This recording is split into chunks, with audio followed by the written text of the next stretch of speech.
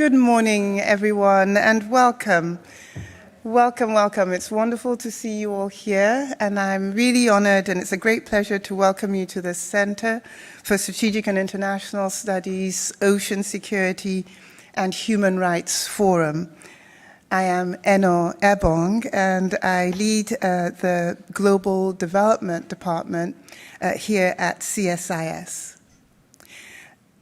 I've been saying to some of you who are in attendance that I'm learning every day in this job, including about this topic. So for me, the title of the forum, Ocean Security and Human Rights, is powerful in its simplicity and its complexity all at once. A wealth of issues lies just beneath the surface of the title, and there's no pun intended there, but it does. Ocean governance, climate, human rights, all sit at the intersection of food security, economic security, global competition, sovereignty, and human dignity.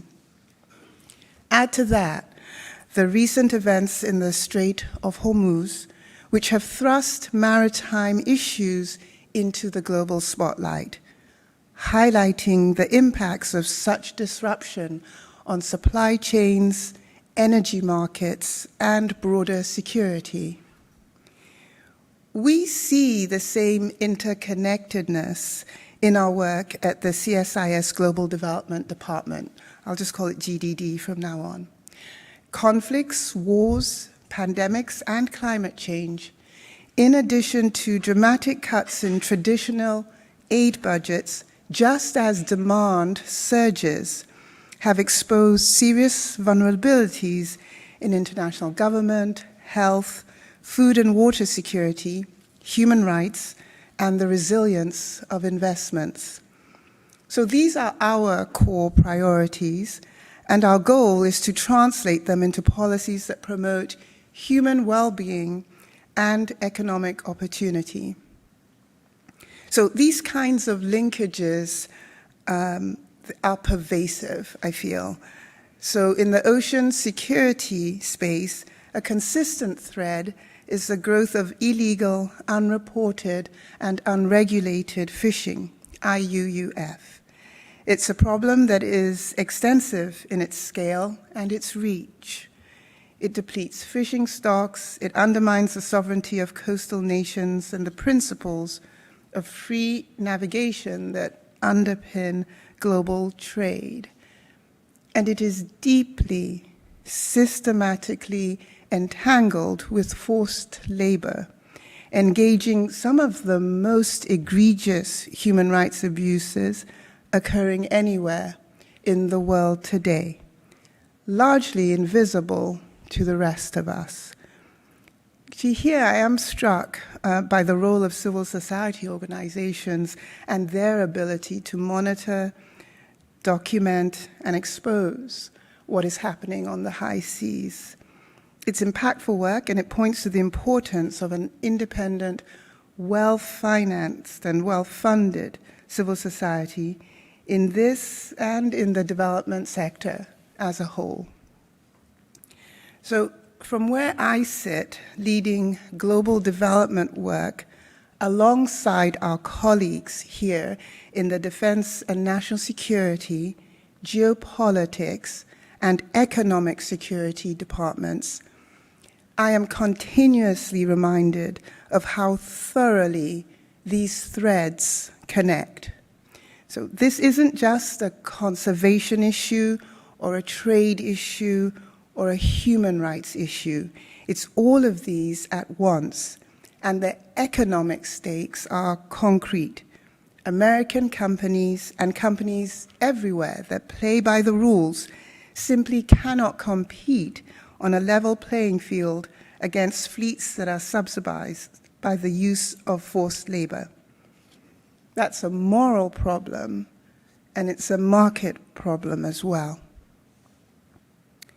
I think the really good news here, and it's genuine good news, is that because of the diverse impacts and the impacts on the American economy, this is one of the areas where we see real bipartisan agreement that something has to be done.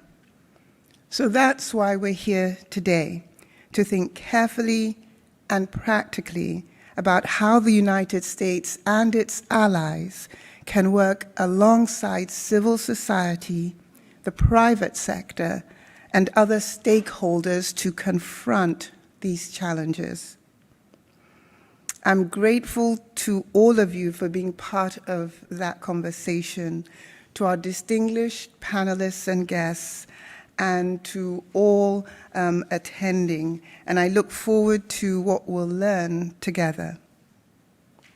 In closing, I would like to thank those who have made this forum possible. Andrew Friedman of the Human Rights Initiative, and Whit Samweber of the Stephenson Ocean Security Project, both within GDD, have partnered to provide the vision and execution that have resulted in the dynamic and thought-provoking agenda that you will enjoy today. We are most grateful to the Pew Charitable Trusts for their general support of this timely and important discussion. Finally, I'd like to thank the wonderful CSIS ecosystem that clicks into high gear to make an event like this happen. Thank you all for joining today, and I hope you find the conversation productive and informative. Thank you so much.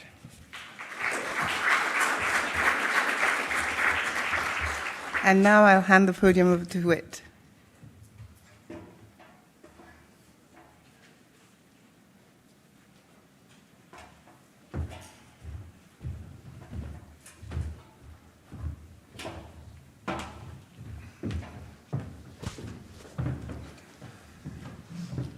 Hello, good morning. It's great to be here again. This is obviously something that we do every year here at CSIS. We have hosted the Stephenson Ocean Security Project Ocean Security Forum since 2019 every year.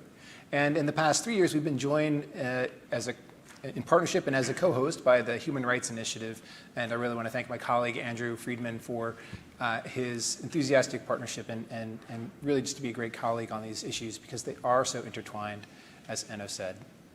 Just following up on Enno's conversation and remarks there, I think she really wonderfully highlighted the challenge that is presented by IUU fishing, by human rights abuse at sea, and the ways in which these linked issues are representative of much deeper and broader challenges that we have around ocean governance and collective action to deal with problems that occur at sea. The oceans are a commonwealth. They are a shared resource that we collectively, all nations, have to work together to manage sustainably, to ensure are used appropriately, and that there are basic norms and standards that we all follow while operating at sea.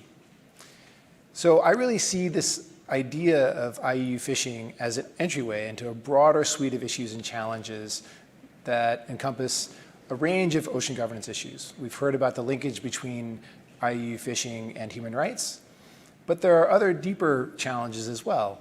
Things like shipping and sanctions avoidance that can be thought of as being related in various ways. So that's why today I'm really thrilled to be joined by two excellent panelists. Honored to be joined by Dr. Ruth Perry, who is the Principal Deputy Assistant Secretary for Oceans and International Environmental Scientific Affairs at the Department of State, and Eric Gershke, who is the head of the Ocean Sustainability Coalition with the UN Global Compact. I'd like to pause now and just give each of them a few minutes to tell you a little bit about their roles, about what they do, and about some of the priorities that they have as they're moving forward. And I think maybe we'll go ahead and we'll start with you, Dr. Perry. Great. Thank you, Whit. Thank you, Andrew, and thank you to the CSIS team for having us today and convening this important discussion. It's great to have a full room and, as I understand, a full virtual audience as well. And by background, I'm an oceanographer. I've worked both as a research oceanographer in the academic and government space to energy for the last 15 years, offshore energy. And all of those areas across the world have had I don't know a benefit, but certainly eyes on the water to see the interaction and the complexity playing out. And I think everybody, loves to refer to the oceans as big and vast, but much of this activity is happening in areas where we do have eyes on the water. And how do we really develop that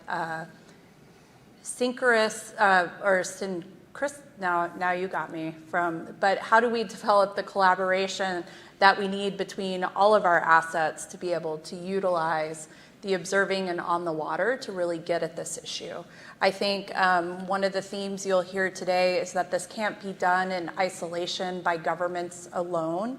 There is an important role for non-governmental organizations, for academics, for countries, for the energy sector, for the maritime sector, to really get at the crux of the issue.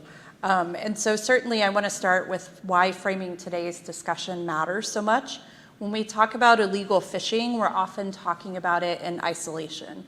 Typically it comes up as a fisheries management issue in my space, or purely an environmental issue, which you heard from the long title that I have squarely fits into that board. However, what was highlighted in the opening remarks and by your intro, Whit, is that the reality on the water is far more complex. And this issue is intertwined. It's not a high seas issue, it's not a coastal issue, but it's an integrative issue from the water to the land, to the movement of goods, to the entry of goods. And so there's a social element of that as well that we really have to think about. So I tend to frame it as a neural network problem. It has spokes and nodes, and we have to be able to look at it in that four-dimensional neural network type approach, because if you want to add more spatial complexity, it often is a 4D issue, right? So if we look at fish, and then we look at criminal network, and we look at logistics and supply and funding, now we're starting to build this kind of four-dimensional aspect of our neural network. And so you'll hear a little bit more about this, but this is really how state is approaching it, alongside war, our intelligence community, as well as our scientific mission agencies. We really have to evolve the way that we're looking at this issue to be able to map the complexity in a way that allows us in our individual and respective areas target where we need to put our full equities and resources at. So I'll talk a little bit more about that. And so certainly a vessel engaged in IUU fishing isn't just breaking fisheries rules. I think we all know that here. It's often evading customs, operating outside port controls, potentially employing harmful labor practices, and undermining the economic security of legitimate fishermen, including our own U.S. fishermen. So increasingly, we're seeing the same governance gaps exploited for other illicit activities, from sanctions evasion to narcotics trafficking. So when we ask whether IUU fishing is a governance problem, a security problem, an enforcement problem, or a trade problem, the simple answer is yes. I think that's probably the only way that we can get the complexity out, is to recognize that it is all of those things. And we have to look at it in that way. The oceans, as we know, do not respect our bureaucratic silos. I love to hear this one, right? And I hear it quite a bit from our stakeholders over at the State Department. The same vessels, the same networks, the same governance failures that enable legal fishing also enable other illicit maritime activities. And this is why this integrated economic and security discussion is so important. The Trump administration has really fundamentally reframed how we approach these challenges. And when we discuss it from a national and economic security lens, it drives a different innovation and targeted approach to really, again, back to those, what I like to say, the spoke and node problem. Where do we need to hit those nodes?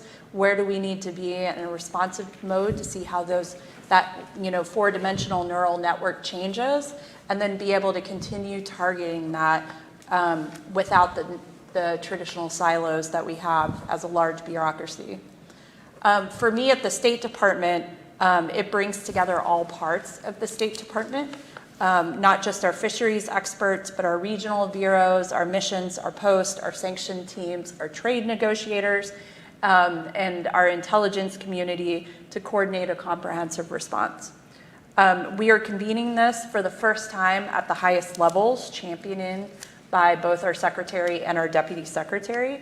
And so if you think about State Department, HST down the road is typically at the tip of the triangle, and then it increases in terms of people and presence globally, and the base of the triangle is quite large when you look at our regions and posts.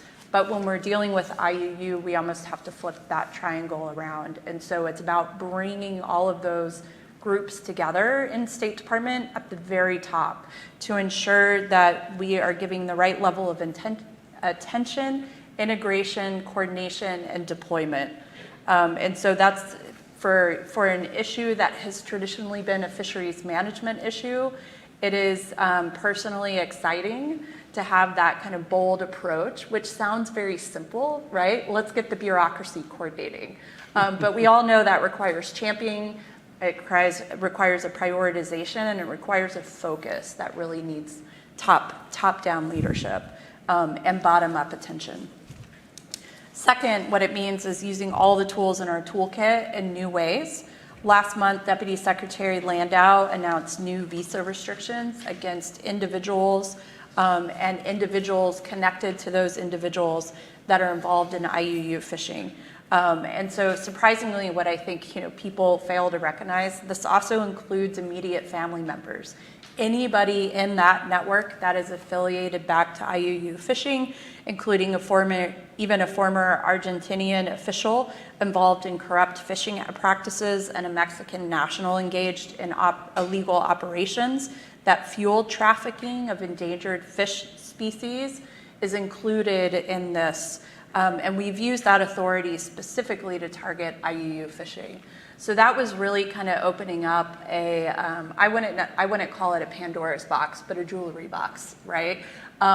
It opened this kind of big shiny space that we could really say, look, if you were involved in this type of illicit activity, you are not welcome in the US. And so it's an example of looking across all of the tools. So traditionally, we've focused on the tool set that we know is specific to IUU fishing, but there are so many other things, again, that target not only what's happening on the seas, but is targeting the people that are on land that are also contributing and moving product. We are further exploring how this tool can address human rights abuses that accompany IUU, including forced labor. Forced labor has its own complexity, which I'm sure we can get into, but illegal fishing and labor do go hand in hand, and it does have a compression of our markets that we really have to address. And that's not only US, but that's partners and allies too. And so we are looking at what the next evolution of that tool could be, as well as some other tools that have been underutilized in closing the gap of IUU fishing. Third, I should say, I'm probably going a little longer than you expected, Whit, but I get a little bit excited about this topic. But the visa sanctions also fills a gap that has formed and is continued to widen in our multilateral forums. These organizations are designed for purpose, but that purpose is regulated by a large governance system, and that allows individuals and adversaries and other countries to really manipulate that governance to kind of distill the problem. So as part of our international organizational reform, we're really looking at how we could take harder diplomatic approaches to getting at the crux of IUU fishing in those, which is also related to fisheries management accountability, among other things. I think this morning the USAID piece was mentioned. I want to be very clear that USAID has come into State Department fully as foreign assistance. What that has enabled, when I talked about that triangle flipping, is that now we have global foreign assistance that we are operating to supplement what our regions, posts, and embassies are doing on the ground. Because as we know, And many of you that have experience with State Department, those silos kind of tend to get into this issue.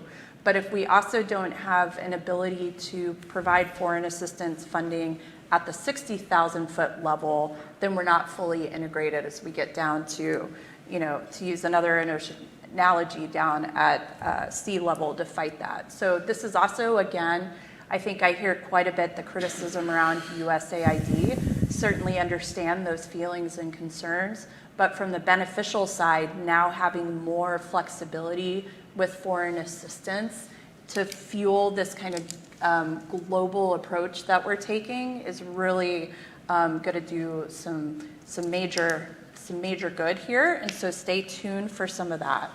But again, now we can use foreign assistance to work with partners, allies, to uplift some of the challenges we've had, whether that be fisheries management, traceability, vessel ownership, port state measures.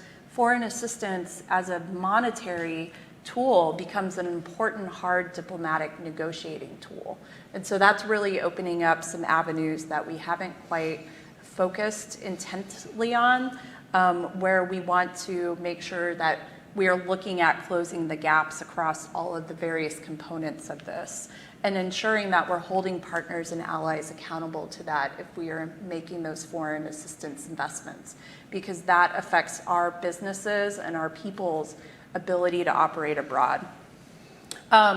With Mary Eileen in the room, Senator Sullivan, it was hit on this morning with bipartisan support. The Hill's excitement around this is incredibly charging as well. We're grateful for the bipartisan and bicameral leadership on many things, from the Fish Act to the Stop Illegal Fishing Act, and the continuation of funding to fight this issue. So I've been, politics aside, when we're talking about IUU, we're really coming at it from a monumental, moderate, collaborative, put all the terms in the box. It's really refreshing to see, and it's refreshing to be asked, what more do you need? Where can we help? And so Congress is an important partner domestically and looking at this internationally with us. And I won't get too deep into it, but industry is also part of the solution. But I will be frank, I'm putting quite a bit of optimism in the room. I think we still have to be clear-eyed about what's working and what's not, and we need to strengthen existing institutions so they're effective.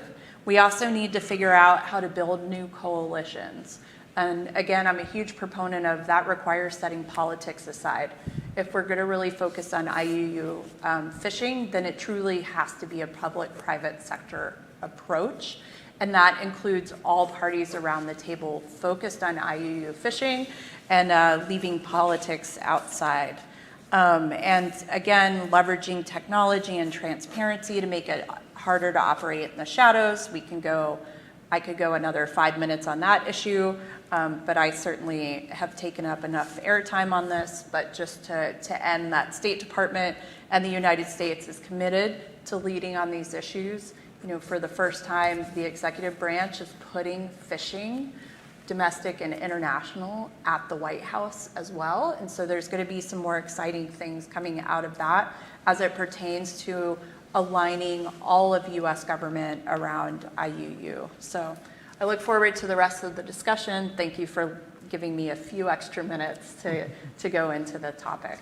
Ruth, thank you so much. Really, listen, I'm not going to ever complain about the fact that a senior official from the State Department wants to talk extensively about these topics. I think that's great. And I think it's a really great sign that there is a good deal of attention on these issues. So thank you very much for that. There's a lot there, and I look forward to diving into that. I'm particularly interested in how the administration's approach to these issues have changed over time. And you hit on a number of key points that I look forward to coming back to. But I do want to give Eric a chance, because Eric is coming at ocean governance from a very different perspective, and from a different place, so maybe some different focus areas, but which I think have some overlaps here. And so, Eric, maybe you could tell us a little bit about the UN Global Compact, about what you do, and about how you are thinking about ocean governance and the kinds of issues that you work on with respect to those challenges. Thank you, Whit, and thank you for that very interesting deep dive. into state of affairs in the US. And maybe just to segue a bit into the similarities of the UN world. My name is Eric. My background is from international shipping, offshore energy, finance, but I started my career as a diplomat from Norway many years ago. And we started this project in the UNGC in 2018. And one of the first things that we did was to map the number of UN agencies with some kind of regulatory authority or relevance for the ocean governance. And it was more than 22 UN entities. IMO, ESA, WTO, UNFCCC, UNEP, UNDP, all of them have some kind of part of that domain. It's extremely complex, like you said, Ruth. I mean, coordinating bureaucracy, departments and bureaucracy in national is one thing. We have these enormous, big global bodies of governance that you have to govern. And in the midst of this is the UNGC. It's really the private sector arm of the UN. It's the place for non-state actors to engage with the UN. So it's a special initiative of the Secretary General, started by Kofi Annan in the year 2000. And it's become now the biggest private sector initiative in the world for sustainability. We have 10 principles of the UNGC that all companies have to sign up on and deliver a progress report on every year. And that's actually a codification of the UN conventions, basically, made into like common practical guidance for businesses on climate, on environment, on human rights, labor rights, and governance. And today we have 60,000 companies who are working with us. And we have 60 country networks offices around the world, also in the US. And it's a go-to place if you want to engage, as I say, in public-private partnerships at the UN level. We work with companies all over the world to have these discussions, to set standards, to inform regulators and UN processes about the opportunities that the private sector can bring in and the challenges that the industry is facing. So we have produced a lot of key initiatives like the Science-Based Target Initiatives, Principles for Responsible Investments. I authored the first private sector blue bond framework back in 2019, which is now part of the International Capital Management Association's formal guidelines for blue bonds issuance.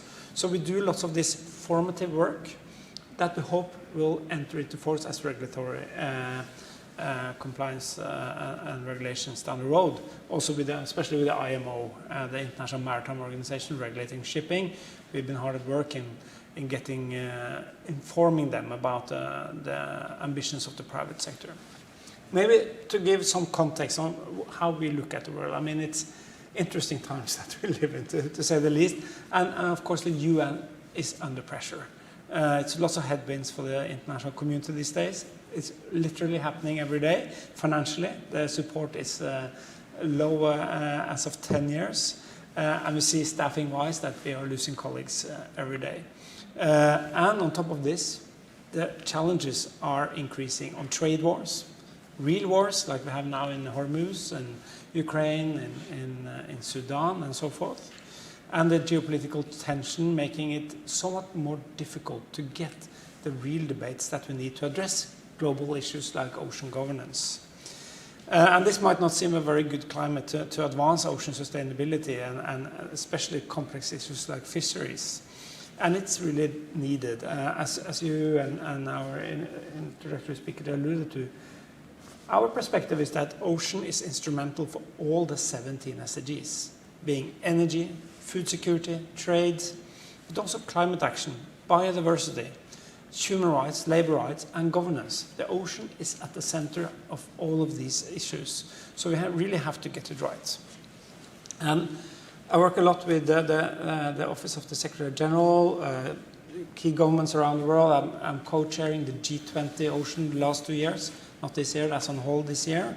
And I started this morning actually with France on preparing their meeting for the G7 next week.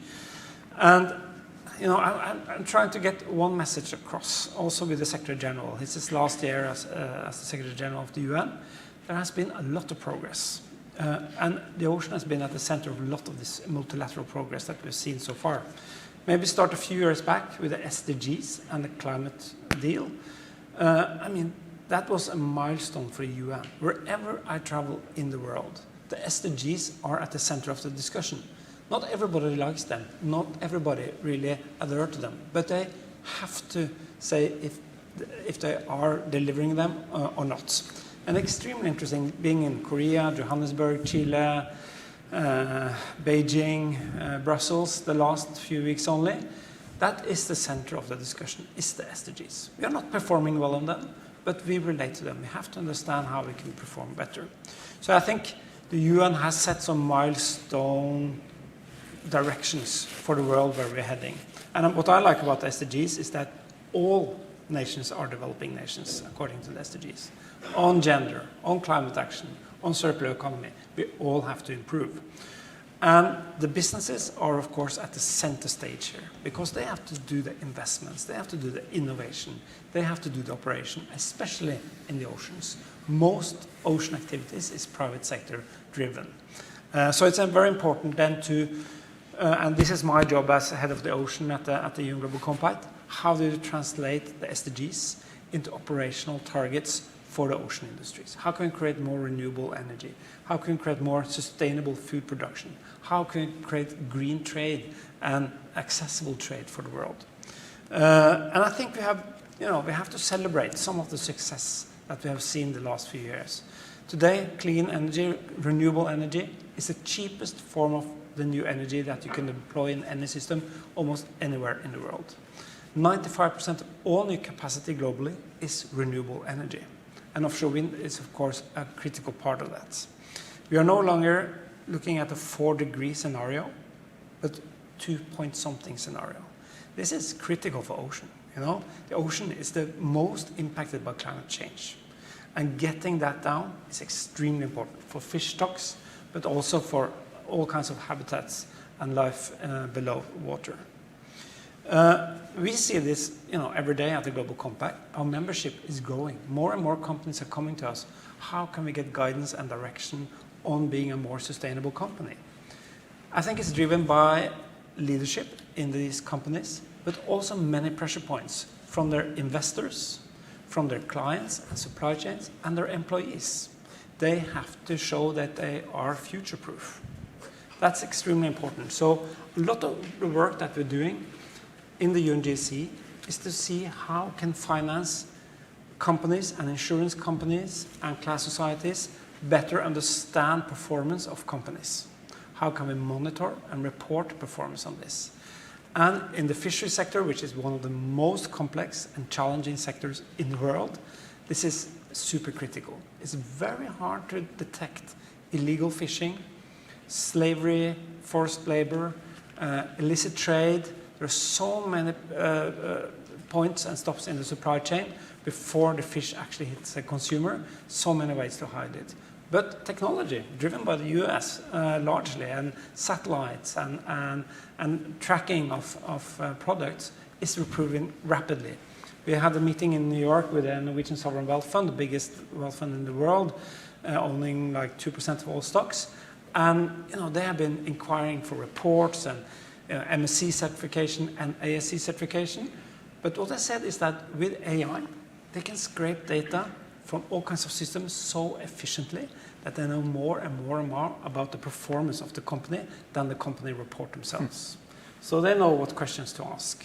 And this, I think, will be a helpful tool, maybe to point to your nodes, because this is a multi-layered challenge. It's finance, it's governance, it's security. And we see that finance can be a very strong enabler if we put the right criteria of this ownership of the clients in the supply chain to put pressure on this. So these are, I think, some of the things. And we have to remember we have some very concrete milestones internationally on this. We have the BBNJ. It's entered into force, the Biodiversity Beyond National Jurisdiction. It's the High Seas Treaty. It's quite interesting that one of those who have been mostly criticized for IUU, China, will be hosting, most likely, the Secretariat of BBNJ. I think it's a good sign about stepping up and taking responsibility. It will put a special focus on China on performing on this. We have the Fish 1 agreement, the phase 1 of the WTO over subsidy negotiations, leading into Fish 2, currently ongoing, stalling a bit, but there are real progress on this, on international agreements, on addressing IUU. And as you said, on shipping, we have a very strong regulatory body, the IMO. And we are currently discussing the net zero framework we all agreed upon just over a year ago, which has not been adopted because we want to do some more work. Some of the member states are not happy with how it looks now, but I think we will get there. We will have a regulatory framework, decarbonize shipping over time. Most of the member states want to see this happen. It's about how we do it and what instruments we're using to get there. And of course, we see regional measures on this in the EU, in China, in India, and Brazil stepping up, that I think are very positive on supporting international action. What we do to really supercharge this the next few years is to improve international market mechanisms like blue bonds, contract for difference, and we are exploring to have a one ocean finance facility with multiple countries to see if we can have an inter-UN tool, a gold star on how to make sure that investments in the ocean industries actually performs well, and especially on fisheries, which is the really hard one to address. So we try to see the positive things. On the macro side, there's a lot of positive things going forward. I think one of the maybe big cracks in the system that we've seen recent few years, and this is something the Secretary General, Senator Dominguez of IMO, and I have discussed a lot, and other key players in the shipping industry, is that we have the ghost fleet in fisheries now suddenly coming into the shipping fleet. More than 1,000 tankers are now in what we call the shadow fleet, which is not properly insured, not properly classed. 99 of the 100 oldest ships in the world, they're all from the 90s, are now in the Russian shadow fleet. It's a catastrophe waiting to happen. They do ship-to-ship transfers in the Mediterranean, in the Indian Sea, because they can't go to regular ports. And these kind of isolated things can really undermine the whole global system if we don't address it properly. And of course, we have, as was said in the opening, the Strait of Hormuz, where we have 2,000 ships almost now trapped inside there, and a food crisis internationally waiting to happen if we don't get the fertilizers out.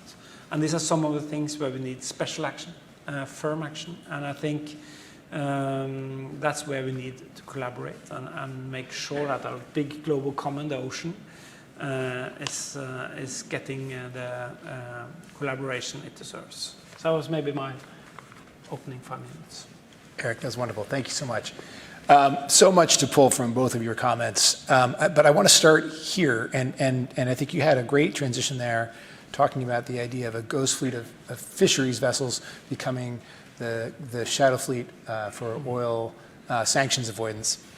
But relatedly, you also said something else, Eric. You talked about how there is a clamoring for ocean investment from the private sector for new directions. I was just doing an event with colleagues from the World Economic Forum where their Ocean Innovation Lead talked about a very similar thing. This idea how there was just a burgeoning of private sector investment in the oceans, but that it is sort of a prerequisite almost to have regulatory clarity and certainty when doing so. You talked about guidance and direction and future-proofing, but in both fisheries and in oil and other illicit commodities that are being traded, there's sort of this emergence of alternative markets, let's say, where we have, say, 30% of global fisheries being traded illegally, finding a market. Unfortunately, some here in the United States, but often in China or other places. Similarly, oil, sanctioned oil from Russia or Iran or other places ending up in India or China as well. So I wonder if both of you could comment on this idea about certainty and market rules avoidance and how perhaps the United States can contribute to better enforcing against these kinds of alternative markets that are emerging now around the world, in a variety of commodities, be they seafood or fish or oil or other things. I'll just throw it out to you. Please. No, thank you. Extremely important point. And, as we all know, businesses have to be profitable, so they can't subsidize themselves. And I think it's hard for governments to subsidize industries over a long time. So they have to rely on the current rules of the game. That said, they know the rules will change in the future, especially in shipping and green fuels. We see that many now are hedging their new builds. It's really hard to build a new ship now, only relying on marine diesel, because that ship will have to run its course in 25, 30 years. And that is not a viable alternative. 25. So that's a high risk. So what we've seen, and we discussed Höegh Autoliners, a Norwegian car carrying company, they ordered 14 dual fuel vessels, ammonia ready, but can also run on the current main fuel, marine diesel. And their share price rocketed because they are future-proof, but can still run on the cheapest fuel. So they're profitable now and are more future-proof than their competitors. So that's a play in the market. When it comes to the shadow fleet, the problem is that it's a fleet sanctioned by 30% of the world's governments. So 70% of the markets have not sanctioned the Russian ships. And for them, they then will trade as always, but they can't be insured in the Western insurance regime, and they can't get classification. And that is one of the big problems that we actually wanted to avoid, because we want to insure these ships. We want to make sure they are up to the standards of classification. And the regime of the sanctions, I think, was a bit premature when they were issued, because it's a side effect nobody really wants. That said, there are now discussions on putting pressure on the off-takers, which is China and India mainly. And they do have a responsibility that the ship they are trading with are classified, are insured, properly insured, and not from a post box office in Rwanda or some other obscure state. And this is where we have to try to find a solution, and it's extremely important work that the US and EU and others are doing in putting pressure on the international markets to make sure that nobody's taking this products without putting pressure on the quality of the shipping. It's going too slow. It's been lasting for years now. We see some progress, that some ships are reflagged back to Russia and have a more tangible way of being addressed, but we see it as a long-term undermining of the rule of law internationally. And as I said, it really reflects the ghost fleet in fisheries, which is also the same concern. But again, where I think going forward, better dialogue between countries can actually provide tangible solutions to address these issues. Ruth, how can the U.S. work with other nations, partners, competitors, to encourage them to close their markets to illicit product, to illegal seafood, to create a level playing field for everybody, for U.S. fishers, of course, U.S. consumers, but to really try and get at this problem that is, sort of essentially an alternative economy that's emerging. We need to sort of clamp down on it to make sure that we're all playing by the same rules here.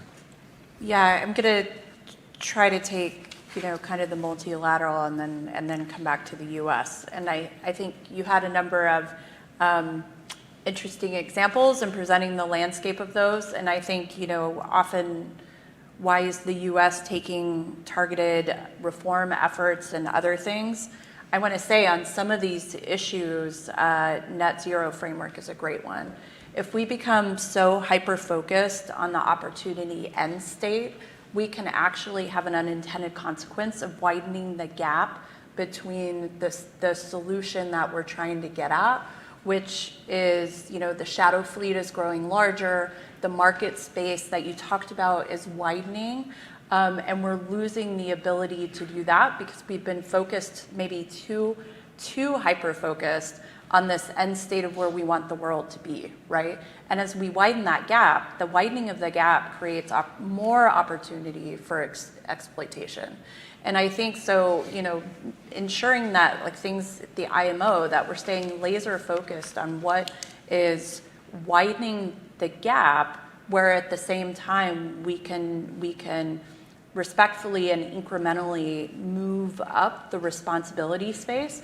But when we come to hyper-focused on the one end, that is only for certain parts of the developed country landscape, that's where the U.S. has been, I think, very, very frustrated, because in our own backyard, for instance, let's talk about fishing vessels, right, and maritime infrastructure. We have lost domestic capability to build this infrastructure at pace, and that's not only at pace with what's happening with China, Russia, North Korea, who are partnering together on some of these things. We've left our own fleets behind, because some of these things that we've worked in multilateral forums have created an even wider economic space. That if we were going to build new vessels, they can't certainly compete, because the exploitation of that bottom negative piece that we've lost focus on has added to the cost and added to the pressure. So that's kind of that is one of the drivers behind some of the multilateral reform, is we need to take a harder look between the developed and the developing, and where are we putting our international budgets into these organizations, and are we as intently focused on all parts of that spectrum, from I would say the negative end, where we're looking at shadow fleet, to the positive on where we need to go with ensuring that the fleets that are following the rules are able to compete economically. And I will say, I think sometimes we focus on the tails in isolation of each other. And so that is some of the justification that we're looking at reform, particularly with the US and many of these organizations where we're the top contributor, but we're still seeing this widening and this disadvantaged economic space, like you hit at some of the fishing market, for instance, right? I'll give a great example of Alaska pollock, and this comes in. Our fishing fleet for pollock has not had vessel retrofits or new vessels built since I think the last one was in the early 90s. So many of you in the audience think about where you were in 90 to 94. We have not built a new vessel. Russia, North Korea, and China have gotten together to build larger processing facilities that can outcompete literally on the imaginary line of Alaska pollock, right?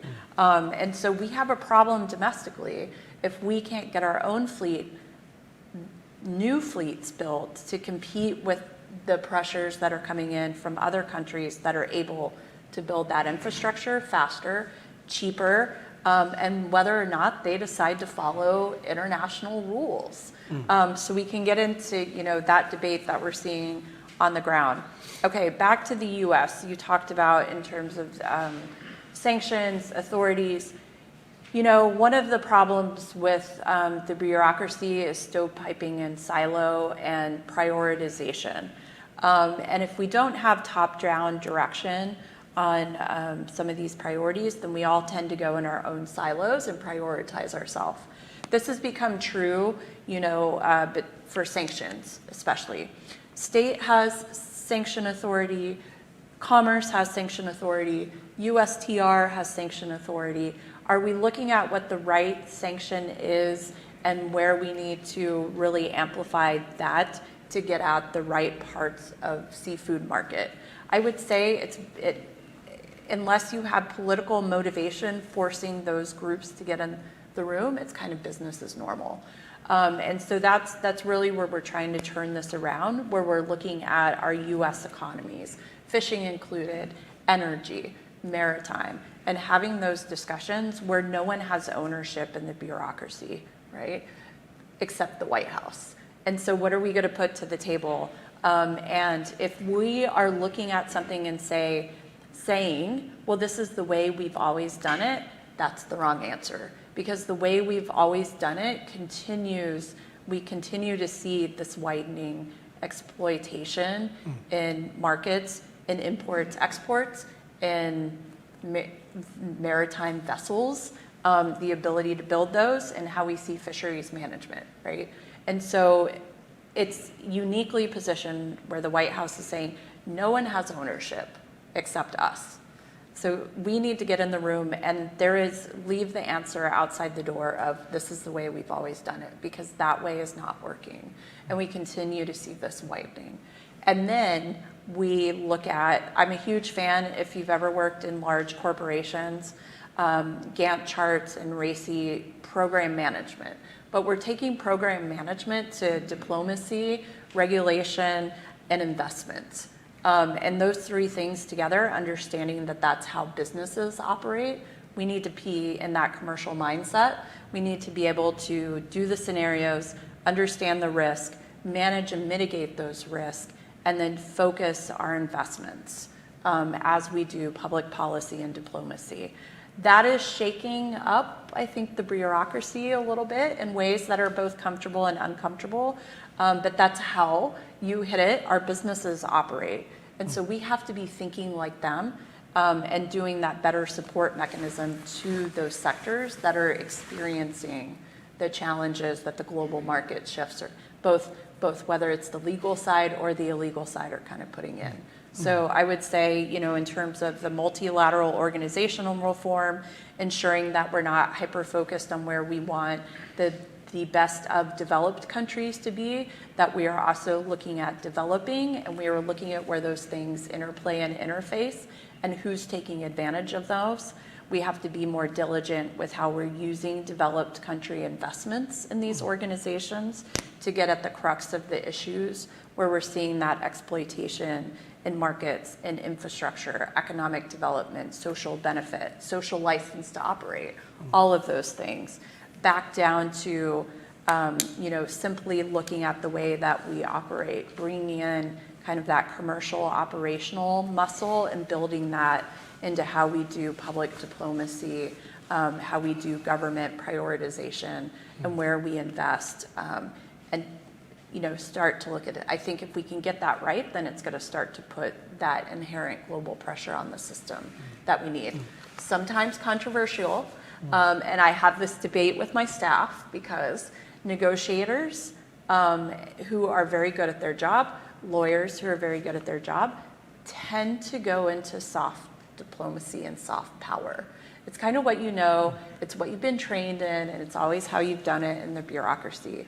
Now we need to kind of, I think, how many in the room are parents and parents of young kids? How many of you use soft power in your parenting versus hard power? Hard power doesn't mean you're not going to be friends or that you're not going to have a relationship at the end. But if we don't prioritize U.S. interest and we don't really have honest discussions about what's happening, particularly in a security context, as it relates back to economies, where all these other countries are hyper-focused on their interest, then we're stuck in soft power doing it as we've always done. And so I think you're starting to see even the shift.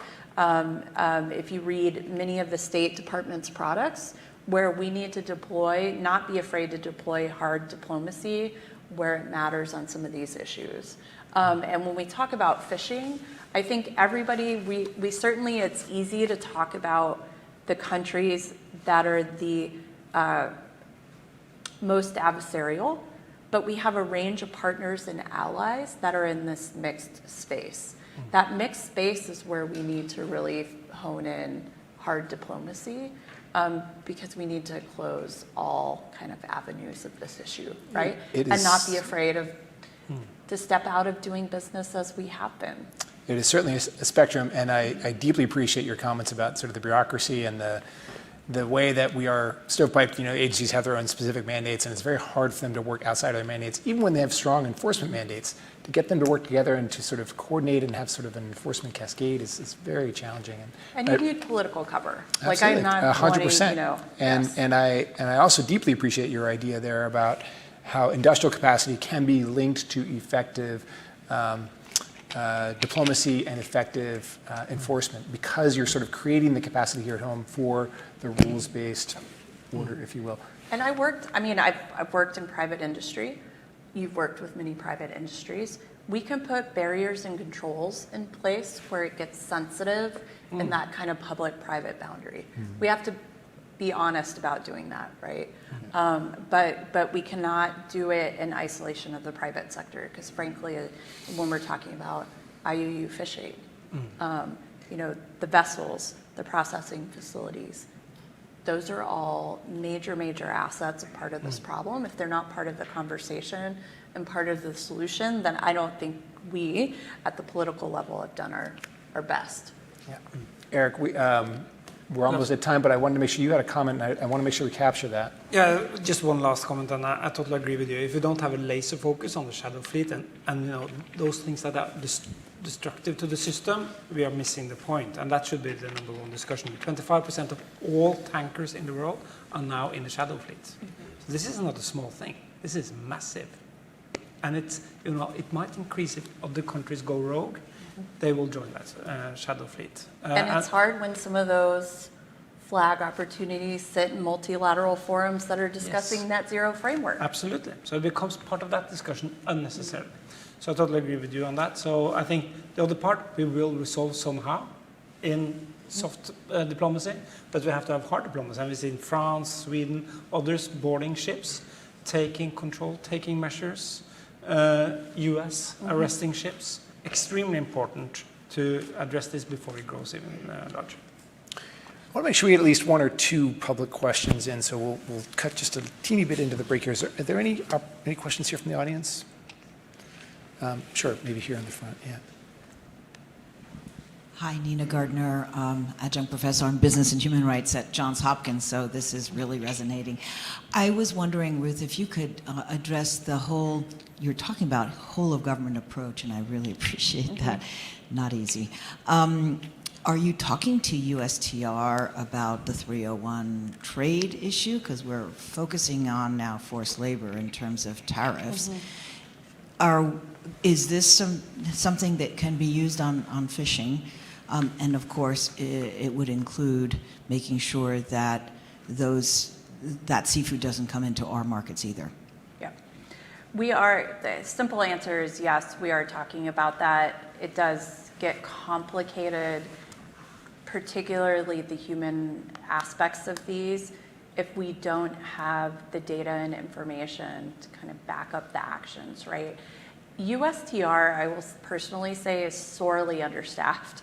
I would love if we could get more resources to USTR, similar that we've done with USDA and the Seafood Office, to really kind of focus in on this, because as we talk about the illicit activities, there are so many, right? And so now you have a small but nimble agency that is just trying to get all of these to some playing field. And until that can be done, then we can start to take them the next step. And I think that's one of the challenges. State has specifically been initiating conversation, and I should not be ignorant to say Colleen, who's in the room, is championing this from the State Department on my staff, to say, okay, state has utilized our authority. Now where are those joint authorities, or there's overlapping authorities between state and USTR with larger, more depth sanctions that we need to focus on? That is a part two of the conversation that's happening. But I will say it is a challenge, particularly when USTR, because they are so under-resourced respective to the size of their mission. So, One last question. Marcos Ramarla, recent graduate from George Mason University, currently a research fellow there. So my question was, a lot of action that's being taken now is targeting like the actual boats on the ocean, but not necessarily looking at the economic bottom line. So something that I found in my own research is that a lot of the times people that are buying IUU-sourced fishing and seafood products are doing it because it's cheaper. So my question is more on what's being done to provide help or subsidies to legal fishing practices and also legal like aquacultural practices and even land-based agriculture to bring the cost of primary proteins down and other alternatives to what would be IUU source fishing or seafood products? Thank you. Please, you start. No, I think, I mean, that's the part of the problem. The illegal way is sometimes much cheaper than to do it in an orderly way. And we have to improve our traceability and verification methods and enforcement from authorities to undermine those activities. I don't think it's the right way to subsidize legal activities, but it's really to put searchlights on all kinds of illegal activities. Also in aquaculture, it's a huge problem, of course. And again, over subsidies from in foreign governments is, I think it's still a massive headache for everybody. It's recognized by everybody, and we have to sort it out. It really depletes the whole fish stock universe. It undermines the global opportunities of aquaculture. We could feed so much more people if we actually improved aquaculture and didn't have this downward spiral of competition, for sure. Yeah, this one is hard. I'm starting to get a little bit more into the world of subsidies, WTO. We could probably go a whole nother panel about this. You summed it up very well. So if those sentences don't bookend your intro of your thesis, that you would probably plagiarize what was said here, but that's subsidies at large, right? Because, but I think I'm looking at this and saying, are we being overly precautionary, or should we be taking a risk-based scenario approach where then we kind of set some appropriate, we have to take some action, subsidies included. We have to be able to kind of monitor and track that effectiveness. We have to demand the transparency. Many of those countries that we have mentioned in various forms are part of these organizations, including and have the largest amount of subsidy, right? But are we holding them transparent to the governance system? So again, where do we need to kind of step over the soft to hard line? We're looking at this in a number of other measures, so I feel it's time to do it for fisheries. Subsidies is hard because it relates back to pressures on stocks, and so we have to be able to take that in a calculated way. But I don't think we take a scenario risk-based approach like private sector does with investment to how we look at things like subsidies. So I think we could benefit from some private sector integration here to think about how to model this in a way that reduces the amount of subsidies that are happening to legal and illegal markets. At the same time, not be afraid to try some new approaches, but ensure that we can mitigate as we go forward. I think there's often the enemy, perfect is the enemy of good in a lot of these situations, because we're trying to balance all things that we just lose sight of the board that we're on or the game that we're playing. And we tend to get into a monopoly cycle that never ends. And so we're trying to figure out how to bring this kind of back to subsidies. But I think, again, we can't be shy. I think we have to be a bit more bullish and try to get out of overly precautionary that tends to creep into these multilateral settings and look more at risk-based, right? And that allows us to look at it from a fisheries management stock pressure. It allows us to look at what are we trying to solve. It allows us to put a regional and a localized context, especially in areas that rely heavily on local-based communities and the demands that are happening to those communities where we can be responsive in disaster situations, right? But I think we tend to overanalyze sometimes that we can't even get to a bold and innovative step that we need to take. That then, if we do the right level of mitigation setting, then we've done the right level of scenarios and we can take risk. We tend to not take risk in some of these things. That's my outsider view. I know I've been challenged on that even by my own staff sometimes. But again, if the answer is this is the way we've always done it and the envelope keeps expanding, then we need to not do it that way anymore, right? So that's kind of my bottom line on that one. All right. Well, thank you very much, Eric, Ruth. That was really a fascinating conversation. I really appreciate your candor, your thoughts. Really, thank you for coming. Deeply appreciative. So for folks here in the room and online, we're going to take a 10-minute break now. For those online, you'll be seeing clips of the film Before You Eat, which is about the plight of Indonesian migrant fishers in the tuna industry. And then we'll be back here on stage for our second panel, which is collaboration, coordination, and contestation. Andrew Friedman will moderate and talk a little bit more about some of the human rights challenges of these issues. So thank you. Please come back in about 10 minutes, and we'll see you in just a few. Saya ini belum selesai, masih dalam proses. Menunggu terakhir nanti manajernya keluar sekitar bulan Desemberan. Desember 2024. Di penjara. Apa sih tuntutan Ya, tuntutannya hak kami ibaratnya saya seperti kayak gaji onboard sama jaminannya gitu kan. Kan itu belum kelar semenjak saya pulang belum sama sekali ketemu sama manajer agensinya di Tegal itu sama sekali belum ketemu. Jadi pengen kejelasannya keterangan hak saya gimana gitu. Berarti selama 2 tahun ini belum ada ketemu. Lagi atau enggak? Sempat saya ke kapal lagi tapi berbeda bendera, ya bendera Taiwan langsung. Jadi saya mencoba ibaratnya kemarin gagal, coba keduanya. Berhasil nggak ada perubahan nggak. Masih alhamdulillah sih ada perubahan lah sedikit. Tapi kendala lagi ada yang sakit, meninggal lagi seperti kapal waktu pertama bendera Cina itu. Karena kendala juga sakit, akhirnya di kapal ada yang meninggal, demo pulang lagi. Sampai sekarang udah nggak berangkat lagi. Karena istri, anak semua nggak diperbolehkan berangkat. Kalau ada sih rasa kemainnya, cuman anak istri nggak boleh.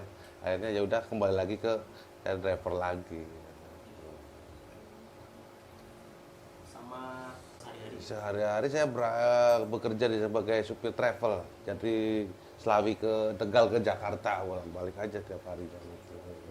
Jadi istri nggak boleh jauh kemana-mana lah. Pengennya udah di rumah aja. Ada ya dimakan, nggak ada ya udah lah gitu. Jadi pada ke laut lagi. Kan berarti 2 kali berangkat. Ketemunya ada yang meninggal terus. Jadi khawatir lah anak istri saya. Udah satu komunikasi susah, jarang komunikasi. Jadi mendingan di rumah aja gitu.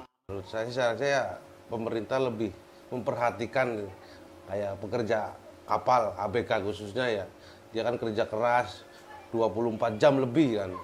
Dari makan tidurnya kan kadang kurang. Jadi kan lebih diperhatikan lah kayak kesejahteraannya, gajinya itu loh.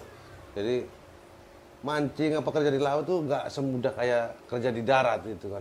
Lawan ombak, badai, gitu kan. Hujan panas itu nggak kenal. Terus selagi kita masih ada nyawa, jalan kerja, sakit pun nggak kenal gitu.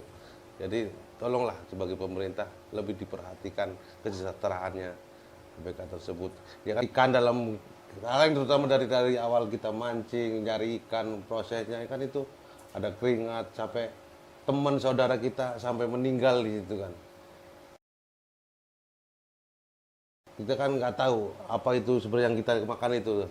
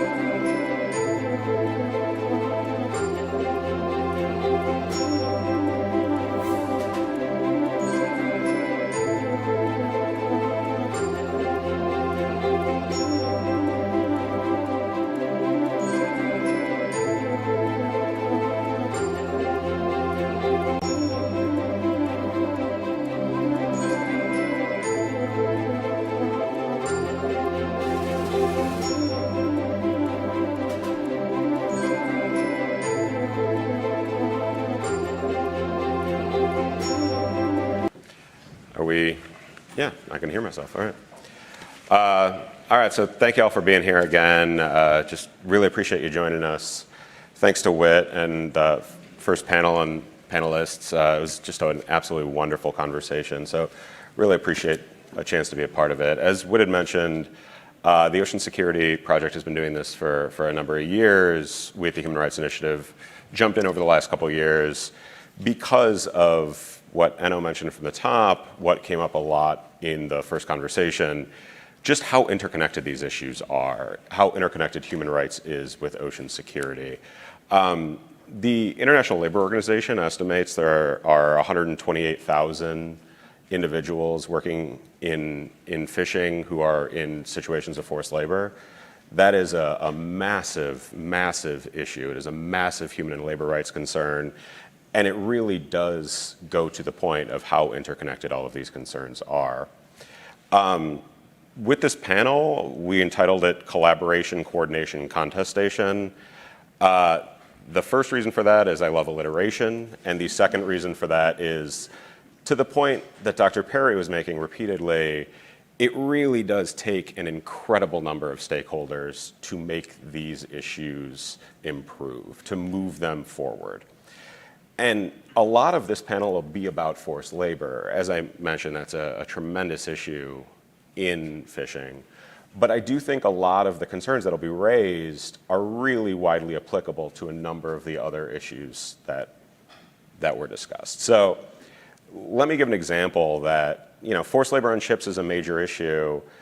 Much of the world would not know about it without the incredible work of journalists, the incredible work of civil society. And journalists, civil society can raise these issues, but they don't have interdiction capacities. They don't have subpoena powers. They don't have some of the investigative capabilities and some of the ways to mitigate and respond to this that governments have. That same thing can be said about any number of issues in the ocean security sphere, many of which came up on the first panel. So I wanted that to be the framework with which we approach this panel. So it's also true of alliances. There's just a lot of work that needs to be done and a lot of stakeholders required to do it. With that, let me introduce my panelists and turn to them. I've probably already spoken more than I should. So to the far left here, Ambassador John Cotton Richmond. He's an attorney and he's a diplomat. He was previously the U.S. Ambassador to monitor and combat trafficking in persons. He currently leads the Libertas Council, Atlas Free, and Love Does, and he serves as a senior advisor right here with the CSIS Human Rights Initiative. To my left, Allison Gills, the legal director of Global Labor Justice, which is an NGO that focuses and works to hold corporations accountable for labor rights violations in their supply chains. And then joining us online is Kelly Faye Rodriguez. She's an advocate for workers' rights and social justice. She was previously the special representative for international labor affairs for the U.S. State Department, and she currently serves as the executive director of the Competence Center for Human Rights Due Diligence. I'll also say just a special thank you. She's directly between trips, and I actually think she's in a plane in a couple hours, so just very much thank you for taking the time. I did not mention this from the get-go, but I'm Andrew Friedman. I lead our Human Rights Initiative here. So with that, let me turn over to my panelists. So I'd like to start with a question of where we are, right? The big question is a matter of collaboration. It's a matter of stakeholder engagement, working together to achieve a goal. So over the last few years, there's been pretty significant changes to the relationships between the U.S. government and other stakeholders. This includes civil society, it includes allies. So what does that mean for the protection of human and labor rights and responding to forced labor at sea? Now, let me, with that question, give my panelists a couple of minutes each to kind of frame out our conversation. Let me start online. Kelly, can I start with you? Sure, and thanks so much. I really wish I could be there in the room with everyone, and really grateful for this important conversation. I do want to flag, Andrew, there's one more hat I want to mention is the Alliance for Diplomacy and Justice. Some colleagues of mine are doing some great work there, and happy to be representing them here as well. So I wanted to start by sort of couching, of course, by starting with the people that are doing this work, right? The folks who are the seafood workers, fishermen and women who are the core of the sector, and where we really need to be focused on human rights issues in oceans. It's worth mentioning a few numbers here. We all know that fishing is one of the most dangerous and exploitative industries on the planet. Roughly 35 million people make their living in the sector, yet almost entirely without worker representation because union density in seafood is below 2%. The sector is, by some estimates, really 50 years behind shipping, for example, when it comes to basic labor standards. And it is not getting better on its own. Governance gap is structural. We heard some of that in the last panel. I'd like to flag some of the important key conventions in the multilateral space, the Maritime Labor Convention, a landmark ILO instrument that sets minimum standards for seafarers in shipping, broadly ratified. However, the ILO Convention 188 that addresses fishing has not been widely ratified. In fact, only Spain, of the 5 major fishing countries, has ratified it. So that means that the vast majority of workers in fishing fleets are operating outside of these multilateral frameworks. And the ownership structures make it really easy to obscure who's responsible when things go wrong. Unfortunately, a lot is wrong in seafood, right? And you mentioned independent experts and journalists documenting some of the worst working conditions on Earth. I would like to quote Outlaw Ocean Project. Ian Urbina just recently described the list of findings they've identified: debt bondage, passport confiscation, avoidable deaths, fatal beatings, trafficked workers, illegal fishing, and of course, state coordinated programs forcing thousands of workers from Xinjiang in China and North Korea into seafood processing plants. And they recently mapped at least 1,200 fish farms in Xinjiang and Tibet that produce for global market, including in the US. So despite US trade laws, like the Uyghur Forced Labor Prevention Act, like our Section 307 prohibiting the importation of goods made with forced labor, these products are entering US markets. Seafood from these farms continues to appear in stores and restaurants and in public institutions procured for American military, education, and even in congressional food services. And surprisingly, many companies involved in the supply chain still rely on flawed auditing and certification systems, which is precisely why we need government and private sector and civil society to be robustly engaged on addressing standards. I'd love to talk more about government enforcement. Some of the examples we've seen that have worked have resulted in sanctions against fishing fleets. In 2022, we saw for the first time a company delisted from the NASDAQ because of forced labor in their supply chain. This was Pingtang Marine Enterprise. But that kind of enforcement, those kinds of sanctions, they cannot happen without experienced human rights, government officials and staff, and civil society stakeholders involved. And unfortunately, we've lost hundreds of staff with decades of specialized experience and knowledge, expertise under this administration. We've lost them. They knew the supply chains deeply, the geographies, the sectors, and human trafficking patterns that exist.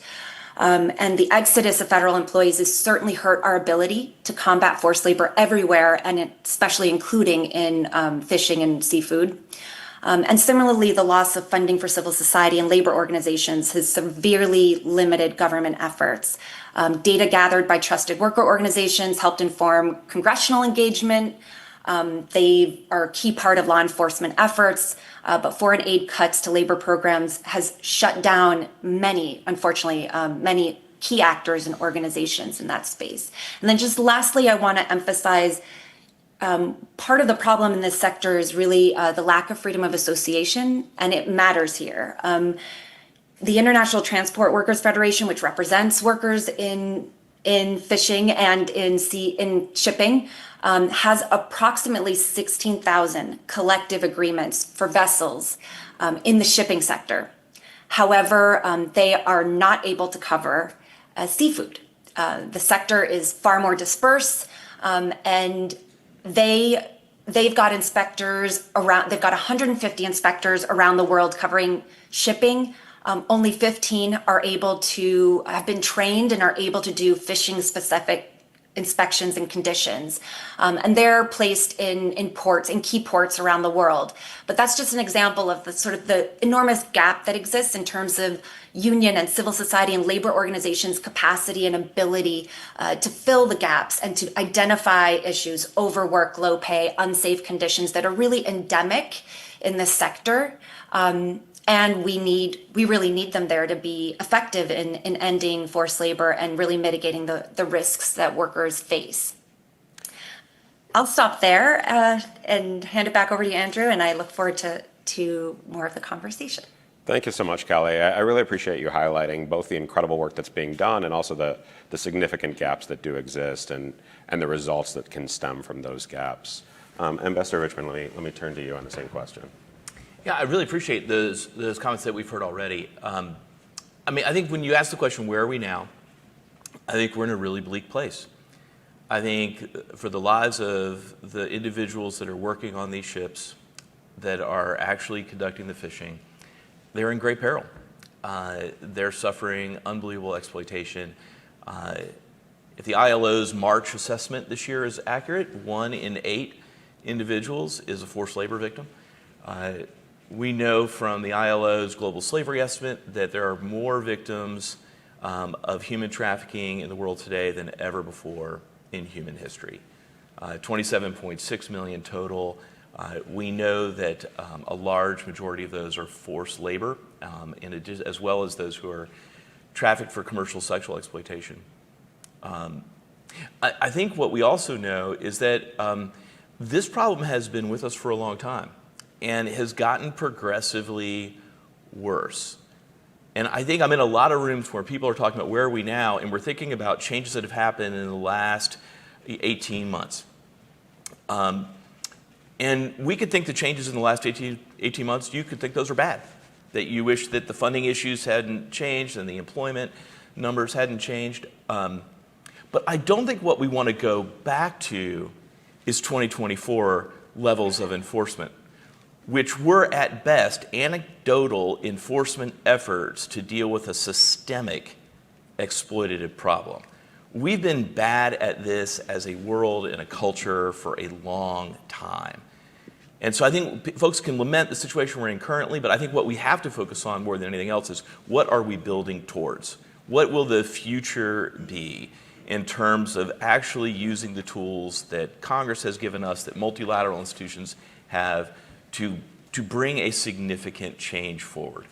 And so I think we just have to be sober-minded about the fact that these traffickers, whether they be governments, as were mentioned, we know that state-sanctioned forced labor, countries with a program and pattern of trafficking, which includes China and North Korea significantly in this space, they must be held accountable, which means that we, as a country, in the United States must hold them accountable, and that the UN and the ILO and UNODC and all the other groups that are applicable here must actually speak up about the fact that we in the West can do things to mitigate and to hold corporations accountable, and we should, but the folks who are actually exploiting individuals must be held to account as well. And so I think what we want to see is a growth in corporate accountability, a growth in different versions of due diligence or forced labor bans. We could talk about those. We can actually start using our sanctions authority robustly. But until we do all these things simultaneously, I think we're going to have a hard time seeing much progress while the companies, the governments, and the individual criminals that are engaged in this continue to operate with impunity. Thank you, Ambassador Richmond. I think that's an incredibly important point, that this is not a new problem. The last 18 months have been incredibly impactful in this world, in this area. But if what we're going back to is something that didn't work, and Dr. Perry raised this on the first panel quite a bit, if what we're going back to is something that didn't work, we really need to be clear-eyed about thinking about things that will work. And these are new, innovative, important solutions. With that, Allison? Thanks, Andrew. Good morning, and thanks for having me. I really appreciate this forum every year, but also in particular, really appreciate the focus on civil society and what we might call the labor ecosystem in terms of combating forced labor. And I think my remarks are really well set up by the two previous sets of remarks, as well as your question, like what are the solutions? Global labor justice supports workers and unions, usually at the bottom of global supply chains, in exercising their fundamental labor rights, in particular the right to freedom of association. And that's not an accident. I mean, where workers can exercise their collective power and take collective action, they're more likely to be free from forced labor, they're more likely to have safe and healthy workplaces, a world of work free from gender-based violence and harassment, and the ability fundamentally to bargain for improved working conditions. So that's what we want to see.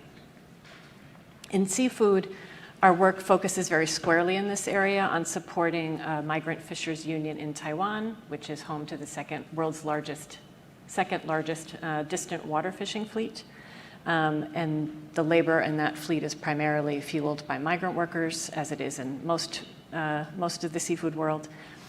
And in Taiwan, this union called FOSPI PMFU is advocating to win Wi-Fi, mandatory Wi-Fi on board distant water fishing vessels, as an enabling right for them to access their other fundamental rights and combat forced labor, which is endemic in that supply chain. Just a couple of quick words on Wi-Fi as an enabling right. The union has really focused on this because distant water fishing vessels, which supply a significant amount of the world's seafood, are essentially union-free floating work sites in the middle of the ocean where corporations, the corporations that profit from these products have no insight into the workplace at the moment workers are at work, which is, an anomaly even in the world that we live in. Wi-Fi helps fishers combat isolation, allows them to access their unions and participate, so access their fundamental right to freedom of association, allows them to report abuses and get remedy, sometimes to access telehealth, to monitor their salary payments, connect with their families, and get help if they need it. It would also, not incidentally, help monitor IUU and report IUU fishing. And for companies, it lowers risk because, as I said, companies who buy seafood from these vessels have no insight into the workplace when workers are working. So 3 quick points. You raised the question, Andrew, about documentation, and I agree it's very important. But I also think that forced labor and labor abuses in seafood supply chains are extremely well known and extremely well documented. And I don't want us to fall into the trap of assuming that we need to know something more before we can take action. This is a supply chain that is extremely high risk. The companies that buy from it know that it is high risk. And we know this because there is a proliferation of voluntary approaches that they have, commitments, certifications, fisheries improvement projects, pilot schemes, all these things that companies themselves are undertaking because they know it is high risk. The US government has extremely good documentation on this. Fish from Taiwan has been on the Department of Labor's list of goods made with forced labor for several years now. The TIP reports constantly cite forced labor risk in some of these major fisheries. CSOs, journalists have all done this documentation. And so we know what the problem is. The companies know what the problem is. And we actually also know that the risks are generally not at the individual vessel level. As Kelly mentioned, a lot of these risks are structural. And therefore, while enforcement is extremely important, I don't believe that the problem can be tackled at the individual vessel level. I mean, I think WROs, or withhold release orders, are important. They're an important deterrent. We need to see enforcement of them. But individual vessel level WROs have not moved the needle in terms of combating forced labor. We know that some kinds of fishing gear, like long lining, leads to excessive working hours. We know that there are policies and practices in some of these fisheries, like document retention or recruitment fees, that can drive forced labor. Lack of access to communication, as I mentioned, is an important problem that exists pretty much throughout. So I don't think we need to wait to act. Second, a lot of reporting focuses on labor abuses, but not so much about what to do about them. The indicators of forced labor, which is the ILO's tool to help those of us who work in the field identify forced labor, they don't actually point to what the remedies should be. Simply removing an indicator of forced labor may help an individual worker, but they don't address structural issues. So the indicators of forced labor, for those of you who aren't familiar, are things like abusive living and working conditions, excessive overtime, wage theft, violence, things like that. And of course, those things are important to remedy individually, but they don't really provide us a roadmap to structural remedy. And so the fundamental labor rights of the ILO are meant to be read not in isolation, but together as mutually reinforcing. And so when you have forced labor, particularly structural forced labor, the structural solution to that is ultimately, again, as Kelly said, freedom of association, or the ability of workers to have collective power and exercise that power at their workplace. And then my third point is that seafood isn't high risk for forced labor and IUU by accident. It is a structural product supply chain and a human supply chain. And it's kind of fascinating to me. I've worked in other supply chains, but seafood is really particular because the fish is the same. As one of my colleagues always says, the fish is in the sea, anyone can get it. But like most global supply chains, production, or in this case, harvesting, has moved to the cheapest places, and then the cheapest labor, migrant labor, is moved to the cheapest points of production. So it is actually a lot like garment supply chains and many other supply chains that we see. And so we know what some of the solutions look like from work in other supply chains. And while there has been a real change over the last 18 months, actors still exist up and down this supply chain with real roles to play in combating forced labor. Companies, really fundamentally, I think as you pointed out, Ambassador Richmond, importantly, companies are sourcing from these fleets, knowing full well what the risks are, and they are continuing to profit. And so, linking back to the earlier remark about what is the remedy, it's not fisheries improvement projects, it's not Marine Stewardship Council certification, it's not voluntary programs, but it is actual accountability at the top of supply chains, responsive to demands made at the bottom of supply chains. So workers and unions are making demands for the right solutions, like including Wi-Fi and other kinds of enforceable, binding, mandatory things that would help workers, exercise their fundamental labor rights and not be in the kind of isolation that can drive forced labor. So I will leave it there. Thank you, Alison.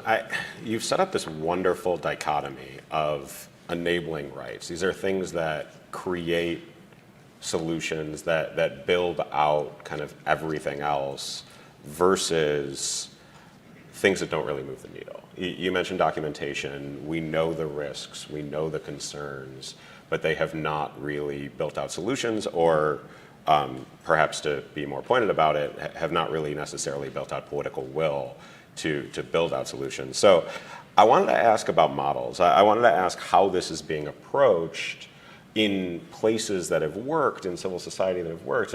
You mentioned Wi-Fi, and appreciate you raising this, and also just candidly appreciate you letting me meet the union folks when they were in town a few weeks ago. That it was fascinating. But maybe we can talk about what models or what approaches get us to those enabling rights or get us to that political will. Ambassador Richmond, let me turn to you, because you had raised, this has been a problem for a very, very long time. We have not been able to find a solution. What are models that would get us to a better approach? Yeah, I think there are several models out there. And I really like the way you framed it, that we have the information, we don't need more to act. In some ways, we have the enforcement tools. Maybe there are better ones out there that we could get one day, but if we would just use what we already have in a forceful, faithful, and fair way, I think we could see incredible change. So one of the tools that we have is the Trafficking Victims Protection Act. There's a benefiting financially component to that. Any company that is benefiting financially from engaging in a venture, they could be prosecuted for trafficking. They could be sued civilly for trafficking. That has gone largely unused for the last 27 years. It is ready to go. We just need a Department of Justice and lots of aggressive plaintiffs' attorneys willing to take those cases and push them through. We mentioned the withhold release orders. I would love to think that they're an effective deterrent, but I'm pretty sure that if we only do 2 or 3 a year, they're not ever going to be an effective deterrent. And I couldn't agree more that if we just do it against the vessel, an individual shipping vessel, it's going to be incredibly weak. We've got an emphasis right now on forced labor bans, which I actually think could be one of the better tools out there right now. And there's some momentum around forced labor bans. Obviously, we saw a lot of momentum sort of springing forth from our 1930 Tariff Act. In 2015, we had an amendment that encouraged the usage. But then the Uyghur Forced Labor Prevention Act, which really kind of inverted the entire analysis, where we created a rebuttable presumption that anything coming out of Xinjiang, anything made with Uyghur labor, was presumed to be forced labor and therefore barred from coming into the U.S. And our enforcement of the Uyghur Forced Labor Protection Act is at best anemic. We were in March of 2024, we hit our high water mark of almost $300 million of goods that were banned. March 2025, it was down to 10 million. And I think we're about 10 million right now a month. This is couch cushion money for the US federal government. This is not significant enough. But we know that stuff is happening in Xinjiang. Why in the world would there be fish farms in the mountains of Tibet and Xinjiang so far away from where it would ever make sense to put them? These goods are not being blocked by US Customs. This is a political will. This is a resource decision where we have to go beyond, it's impressive to having 100 senators agree to have the UFLPA pass. That is substantial. But at some point, the soaring rhetoric has to be matched by legitimate resources in order to actually have enforcement. But the forced labor ban's been picked up by the EU. We're excited about that. And I think it's more promising than the due diligence framework because it follows the product and doesn't apply to the company. And the problem with EU's approach, I think, to the due diligence law is that they set thresholds for which companies it applies to. And then with the omnibus, just ratcheted it back to apply to the fewest number of companies possible. Just sort of kind of taking the win for having passed it and then gutting its coverage mandate so that it actually won't have much effect even when countries and member states make it national law. But the forced labor bans follow the product. So it says this product can't be sold anywhere in the EU, whether it was made in the EU or imported into the EU. That seems like a really interesting model because it applies to every company of any size. And we just had the 301 investigations. So last Tuesday, our U.S. Trade Representative Jameson Greer and his team put out their report of 60 investigations for forced labor and found that all 60 failed. They either don't have a forced labor ban or are not enforcing it. And therefore is recommending an additional set of tariffs, which may or may not be the right remedy. But I don't think the analysis that these countries are lacking a forced labor ban and should have one, or that those who do have them ought to enforce them. My worry is that we might be the 61st country on that list if we analyzed our own forced labor ban and whether or not we're applying it. That is, I think we can all do better. But the question is, are we actually going to take action to protect the people that we know are being exploited? And are we going to hold the Chinese Communist Party and North Korea? Are we going to use our CATSA sanctions? Can we dust off Global Magnitsky Act and not just dole it out a couple times a year? Could we finally take the 2019 new sanction regime for the Trafficking Victims Protection Act and delegate it to the agencies to use? We have a brand new sanctioning power. And since 2019, it's just been stuck.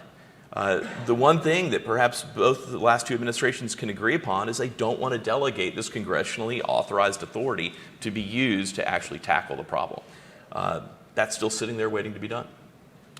Thank you for that. I think one of the more important and more fascinating parts of this conversation, and I think I could say it about the whole of the human rights world, is when these tools exist, is there political will, is there resourcing to utilize them? So really appreciate you running that down. And Kelly, I want to turn to you, and also I'll throw in a quick plug because Ambassador Richmond mentioned the Section 301 investigations and the forced labor import bans. Kelly actually, in the next week or so, will have a piece coming out, the CSIS Human Rights Initiative, with our senior advisor, Samira Rafiala, about those investigations and that approach to combating forced labor in both the US and the EU. So Kelly, same question over to you. Is this a political will issue? Is it a tools issue?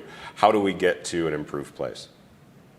Thanks so much. I think it's all of them. And I have to say, I agree with much of what was said. I couldn't agree more with the ambassador's comment that what we've done is insufficient. I would say insufficient instead of maybe that it didn't work, because we've learned that there are certain examples that work better than others. But the message that we have to, from the enforcement perspective, really demonstrate the same way that workers face union busting in order to chill rights of workers across the work site or sector, we need to do the same with companies. There needs to be high profile, prominent efforts to hold people accountable so that people see that they're next, that they could be next, and that it's not piecemeal. I really appreciate and agree with the ambassador's comments about the need for consistency and more broad-based approach to enforcement. I will say around the current discussions around 301 and tariffs, I think this is a great example to illustrate where important progress, potential to be made, but really concerning that it's being done in a silo because resources, again, I mean, we're talking well over $700 million in funding for labor rights overseas has been gutted, right? Entire organizations have had to close shop. And these are folks who documented, who supported victims and advocates, who were really, really integral to the enforcement capacity. And without those resources, without those organizations and that infrastructure, it makes it really, really difficult, both for governments overseas to enforce and to coordinate and collaborate, as well as for the US government to be able to get the information we need to intervene in a targeted and effective way. So I think it's just really hard to assess the potential for some of these enforcement efforts without really couching it in terms of the comprehensive landscape and the real vulnerabilities there. The other I would have to say is diplomacy. I think this last year we have badly damaged US relationships with countries overseas. People don't trust us. They don't see us as credible actors. Many of them have decided to just stop engaging with the US around shared values or issues or goals. And so I think that really does hurt our ability to address issues in global supply chains and to effectively enforce, because we do rely on enforcement actors overseas. It's why much of the funding that the Department of Labor, State, and USAID used to do was government-to-government technical capacity building around labor inspections and rights enforcement. And so having to navigate defending rights, particularly in seafood, in this highly vulnerable, precarious sector, we are at a deficit at this time because of broader diplomatic obstacles and, frankly, incredibly problematic positions that this government has taken. But that said, it is it is an important opportunity to look at what are other countries doing, what could they do more of, and then for us, again, as the ambassador mentioned, to take a close look at where the U.S. can do better in terms of domestic enforcement.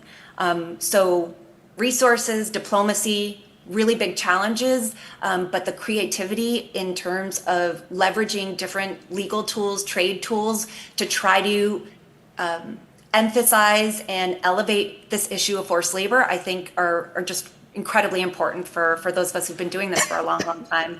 And lastly, I would say on models, I think, I mentioned this earlier around some of the agreements that the ITF union has been able to secure, again, purely in shipping, but we should be thinking about how to apply that in seafood, where we've got labor organizations, they're democratic organizations that have the expertise and experience, they know the sector, they know the things to look for, the risk factors, and the ability to negotiate, support victims in really serious threat in navigating how to access remedy. And they are able and willing to partner with companies and with governments to enhance their capacity and their reach to be able to monitor and respond, right? Global labor justice's work is really, really important in this space in supporting highly precarious group of workers, migrant workers who are facing enormous threats and risks at trying to exercise their rights. And we are going to need all of the actors across the civil society and labor spectrum to be able to address these problems, and other countries. We're going to need to be working with them, especially when we're looking at the enormous influence that China and just a handful of other countries have, but primarily China, in terms of setting the standards in this sector. And so binding agreements between worker organizations and companies. GLJ has great experience with this. Lots of unions do as well. Super, super important for us to be able to address these problems absent government enforcement, right? There's a lot that can be done from the private sector and union engagement space in terms of securing enforceable agreements that enhance monitoring and risk identification and access to remedy. And we've got those examples out there, and we just need to see more of them. Thank you, Kelly. I think that really gets us to the crux of this conversation. I mean, a lot of what you just mentioned is a yes and approach, right? It requires all stakeholders. It requires resources, it requires political will, and it requires aligning all of those efforts to combat this scourge that is forced labor. I want to pull out from the first panel one of the things that was mentioned surrounding the moving of foreign assistance into the State Department was the ability to, at least theoretically, align along those issues. So I'll just say that as we speak about these Section 301 forced labor investigations and the ability of the United States to support the implementation of forced labor import bans, that's a very, very good opportunity to demonstrate this alignment of diplomatic approaches, of development approaches, if that is the goal here. So, Allison, can I turn to you on the same question about what is it? Is it tools, and what are more solutions that are like Wi-Fi, that are like these enabling rights that cause greater impact than the individual impact of the solution? Thanks. I mean, Kelly, I think, just set us up pretty well for this discussion with the talk about binding agreements. I very strongly support strong trade enforcement. I think that is an important tool in the toolbox, and if we don't use it, we are really leaving something on the table. Same with TVPRA. I will note that 4 Indonesian fishermen are suing Bumblebee under the TVPA now, but federal courts grind slowly. So a year later, we're only at just past summary judgment, I think. Yep. So we need to see more enforcement. I agree we need to use the civil remedies, prosecute, et cetera, all of that. But in the US, we sort of uniquely do not hold our own companies to any kind of standard. We don't have a CSDDD, we don't have corporate due diligence, and there isn't like a right of action for workers to hold companies to account. So I think that's we are relying pretty squarely on the enforcement side. So that's just a note for anyone on the Hill listening. But in terms of models that work, US companies are importing products that they very well know are made with forced labor. It's just the way the supply chain is structured. And they're doing a lot of things that I think are the right steps, but they're not doing them in ways that are enforceable. So companies, Thai Union, for example, which is a big albacore tuna company, just announced that it is moving to pilot voluntary Wi-Fi on some significant portion of the fleet that it sources from. And they want to get up to 75%, I think, by the end of next year, which is great. But it's not in a way that is enforceable or accountable to workers. And what we know is that captains turn the Wi-Fi off when workers need it the most. And so if workers don't have access to the Wi-Fi when they are in crisis, when they're experiencing forced labor, when there is a catastrophic accident, it doesn't really do much good in terms of combating forced labor. So the way to do it is with an enforceable agreement. And we have these models in other supply chains, in garment, in agriculture, and they're proven to work and to work very effectively. So we want to see is appropriate roles for the various actors up and down the supply chain, with companies agreeing to use their buying leverage fundamentally to buy from suppliers that ensure labor rights in a way that is accountable to workers. And then we want to see strong enforcement around it. We want to see, obviously, policy change. And for that, I mean, I agree with Kelly that the US is leaning into some of its tools harder than others, and perhaps the diplomatic engagement side, the capacity building side is really eroded. And just one more note on enforcement in terms of models. What is required to lift a WRO needs to be a bigger part of the conversation if we're using WROs as a sort of marquee enforcement tool. I tell this story a lot, but there was a WRO on a Taiwanese fishing vessel that was subsequently modified a few years later, and we had the opportunity to interview crews several times following the modification, and conditions on that vessel did not change for the better. And in fact, were I in the business of filing petitions, I would probably, that vessel could potentially be appropriate for another petition. Why? Probably because an audit approach was taken, I'm guessing. And so when you talk about the sort of coordination, there was a time when Customs and Border Protection had regular engagement with civil society organizations, quarterly roundtables with the kinds of groups that work on supply chains, that file petitions, and a real conversation about what it takes to meet the threshold to file a petition and win a WRO, but also, really crucially, what it takes to modify it. And I think those conversations have stopped in the last 2 years. I think there's been a real erosion of trust. And CBP can't do its important work without a constructive relationship with workers and with CSOs, with journalists, the folks that really know what's happening in the field, to be in conversation about what it takes to modify.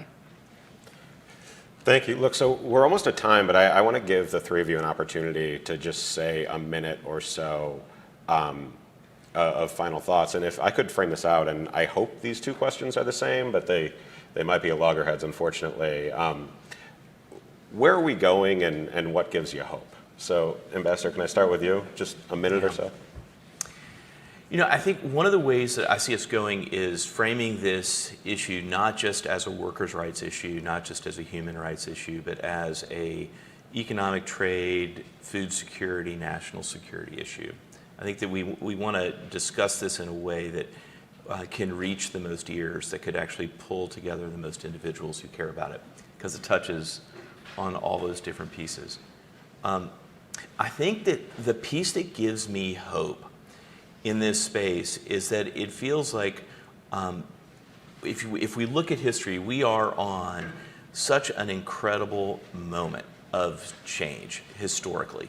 It may not feel it if we just look on a short-term window, but when we think about the fact that, for 4,000 years of recorded history, we have had forced labor, sex trafficking, institutionalized, approved, religiously endorsed, democratically approved. It's been on every continent. It's been in every culture in some form. We've called it different things at different times, but it's only in the last 220 years that we have seen countries stand up and say that this is wrong. And we have gotten now to a place in the last 20 years where we've gotten every country in the world to at least say on paper, slavery is wrong, that human trafficking is wrong, which is a massive 180-degree turn when you think about it historically. We've seen global poverty rates decline tremendously. We've seen literacy rates rise. Like, when you think about every indicator, where we were 200 years ago to where we are now, there's never been a better time to be alive. And it feels like we have tools in place, and if we take this longer view, I think we can feel like there is this sense of inevitable progress, that we can actually make a difference. We can actually see more and more people find their way into freedom. Because although there are more individuals being trafficked right now than ever before, they also represent the smallest percentage of the world's population than ever before. And so I think there is reason for hope that people of goodwill, if they keep striving, if they keep working at this, if they keep overcoming the obstacles that are presented before them, can actually make a significant difference. Thank you. Allison, same question? Yeah, I really appreciate the historical perspective, and I agree. I think there's a lot of reason to hope. We know what the problem is. I think we know where some of the gaps are and what some of the tools that we have are, and we need to use them better. And workers aren't waiting. They're not waiting around. They know what their working conditions are. They know what it takes for there to be decent work, and they are making those demands. And that gives me a lot of hope, because if you listen to workers, they'll tell you what the solution is. And we are at a time where we have the tools to make it happen. So I think this is a problem that we know well, and also one that we can solve. Kelly, final word over to you. Thank you. I agree. I think back to the years I started working on trade from the labor space, and we have seen enormous progress in terms of policymakers' either willingness or being challenged, responding to the challenge to create new tools, to experiment with new leverage and new policy efforts to try to address these historic and enormous challenges, right? Even where we've had setbacks, it really has allowed us to focus, get down to the nit and gritty of where we can find opportunities for progress and to focus on those. I've seen it, I'll say, in the due diligence space in the EU that was mentioned earlier. Advocates were really disappointed with the omnibus changes to the European Union's due diligence directive. And at the same time, unions are ready and ready to go, engaging with companies and with the governments in the EU that are transposing the law to say, we've got to come up with the agreements, put them into place to make sure that human rights risks throughout these supply chains are addressed. And so again, where government is not following through, where enforcement is not effective, we're seeing civil society and some, not enough, but some private sector actors come to the table and say, we know we need to do this now, and let's do it right. And so, looking forward, I would say I'm really, really hopeful about the prospects and the possibilities of workers organizing, definitely in seafood sector and across these global supply chains. And I am really hopeful about civil society broadly, the institutions that we rely on to support us in enforcing these important laws and to protecting people's rights, that we think more creatively and that we are more ambitious about how we reform them for the future to better meet the needs that we know exist. And really, really appreciate being able to participate in this conversation. And my colleagues on the panel, thanks for your work and for sharing this opportunity to talk about this issue. Thank you, Kelly. So if I can quickly sum up, I think we have historical progress, we have tools available, we have a knowledge that this is a problem, we have civil society organizations and workers' rights organizations that are working on this every day. There are a lot of reasons for hope, even if this can seem like a very, very difficult issue with tremendous, tremendous human suffering attached to it. So if I could ask the audience to just please join me in thanking Ambassador Cotton, Allison, and Kelly for their incredible, incredible comments here. Thank you so much. Selama pemutaran film ini terjadi dalam 2 tahun belakangan, ketika pemutaran film ini banyak berkembang, ya diketahui oleh publik atau masyarakat, yang lebih intinya sih anak-anak yang memang ada rencana menjalankan diri sebagai ABK. Untuk saat ini yang saya ketahui sudah banyak yang sudah diperiksa, termasuk orang-orang yang merekrut banyak. Untuk saat ini saya masih bekerja di darat, nggak lagi melanjutkan pekerjaan di kapal, Bang. Karena memang ya saya ingin dekat orang tua dulu. Trauma yang membekas banyak sih. Yang pertama, kita bekerja antara takut mati atau tidak karena ya nggak dikasih makan. Bekerja sehari semalam tanpa adanya jeda waktu istirahat. Di situ kita traumanya kenapa? Kita nggak pernah merasakan di darat seperti ini. Kenapa di kapal seperti ini? Nah gitu. Ya itu sangat besar mimpi bagi saya. Yang pertama saya pulang itu bisa membangun rumah untuk orang tua. Yang kedua saya bisa menikah ya. Pertama saya ingin menikah juga. Tapi ya apa boleh buat, kita gagal. Dan pertunangan juga putus setengah jalan. Rumah orang tua juga nggak terbuat kan sampai sekarang. Ya itu cuma impian besar saya, lain nggak ada. Cuman satu lagi, kalau memang yakin betul rezeki lebih besar di kapal, uang dari lebih-lebih kita bisa nikah sama membangun rumah, bisalah untuk modal usaha kita bekerja ya.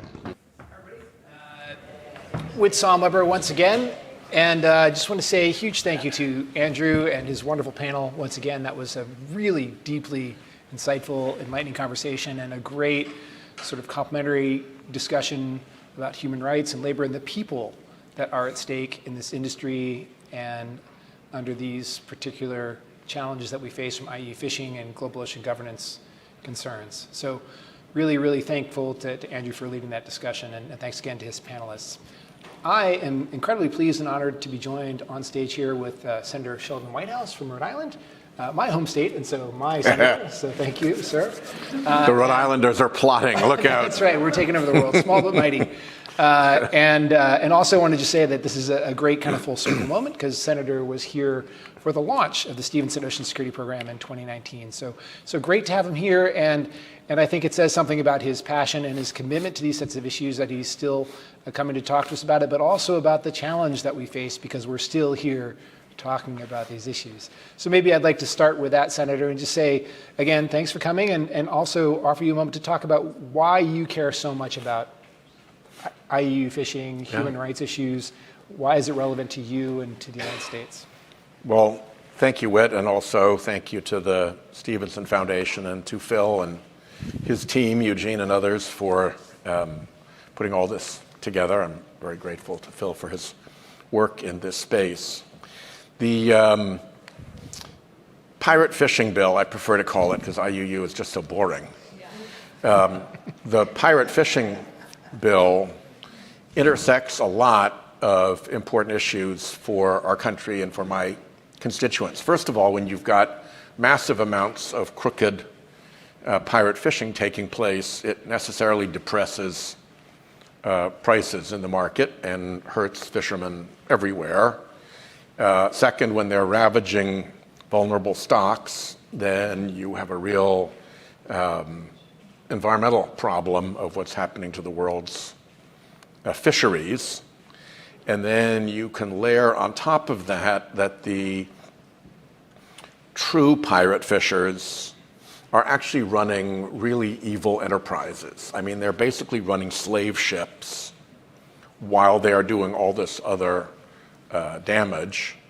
And very often turns out they're available for different nefarious activities. Once you're operating illegally, then why stop at illegal fishing? Why not transit arms or deal with human trafficking or whatever? So then you switch over to the Chinese fishing fleet, which is operating equally piratically. And that has very significant national security overtones to it. There's some real advantage to dealing with the Chinese fishing fleet with our friends and allies who are coastal countries. A lot of this got kicked off when the head of AFRICOM made a presentation to our Munich Security Council delegation and volunteered, without me having prompted him, we could really use some help with our coastal partners at helping them fend off the Chinese fishing fleet. Know when they're there, know which ones they are, have some way to do identification and maybe even a modicum of enforcement. So I was like, could you repeat that? And at that point, he was a Marine general, I believe. The Navy took an interest, which had been telling us to go pound sand. This was not a concern of theirs. But once the Marines took an interest, suddenly the Navy popped up and said, okay, well, maybe we're interested as well. But when I traveled a lot with John McCain. We traveled a lot through Asia. So it's not just Africa. In Asia, really wherever we went, when you asked the local military leaders, when you asked the local heads of state, so how are things going with the Chinese in your EEZ, in your fisheries? It was like putting a match to a bucket of gasoline. They were just lit up. So we have a real opportunity to create friendships and allegiances and friends with opposition and defense against the predatory Chinese fishing fleet. And of course, the Chinese fishing fleet, too, is doing a lot more than fishing. When I was at the Oceans Conference in Palau, there was a Chinese fishing vessel that was parked offshore, engaged in behavior that no fisherman would think was fishing, unless they were like dropping a line in the water. But they were just still over where the cables went, and obviously doing signals intelligence work. And there was a terrific New York Times article a little while ago that tracked the transponders of the Chinese fishing fleet in the Pacific, and how on a certain command, they were just randomly distributed all over the place. They suddenly come into alignment along one longitude line as a sort of physical barrier. Clearly a practice move of some kind, but again, not fishing behavior. So national security reasons, environmental reasons, criminal misbehavior reasons, there are a great number of reasons, and I'm informed in all of this by being married to a marine biologist. So like you, I get it at home pretty strong. Like, why are you not doing better on the pirates robbing our oceans? Well said. I like to say that fish is quite literally the coin of the realm in many parts of the world that we care most about, and which are in some ways the most complicated to travel in. And so if we can't sort of be responsive to those issues in those regions, then we're sort of doing a pretty poor job of being a partner. Shooting ourselves in the foot in some respects. And back to your AFRICOM point, I remember hearing a very similar briefing from AFRICOM at one point where they talked about these sort of opaque fishing agreements as literal vectors for corruption. Yeah. So you've just listed a host of issues as to why this should be something that we, the United States, care about broadly.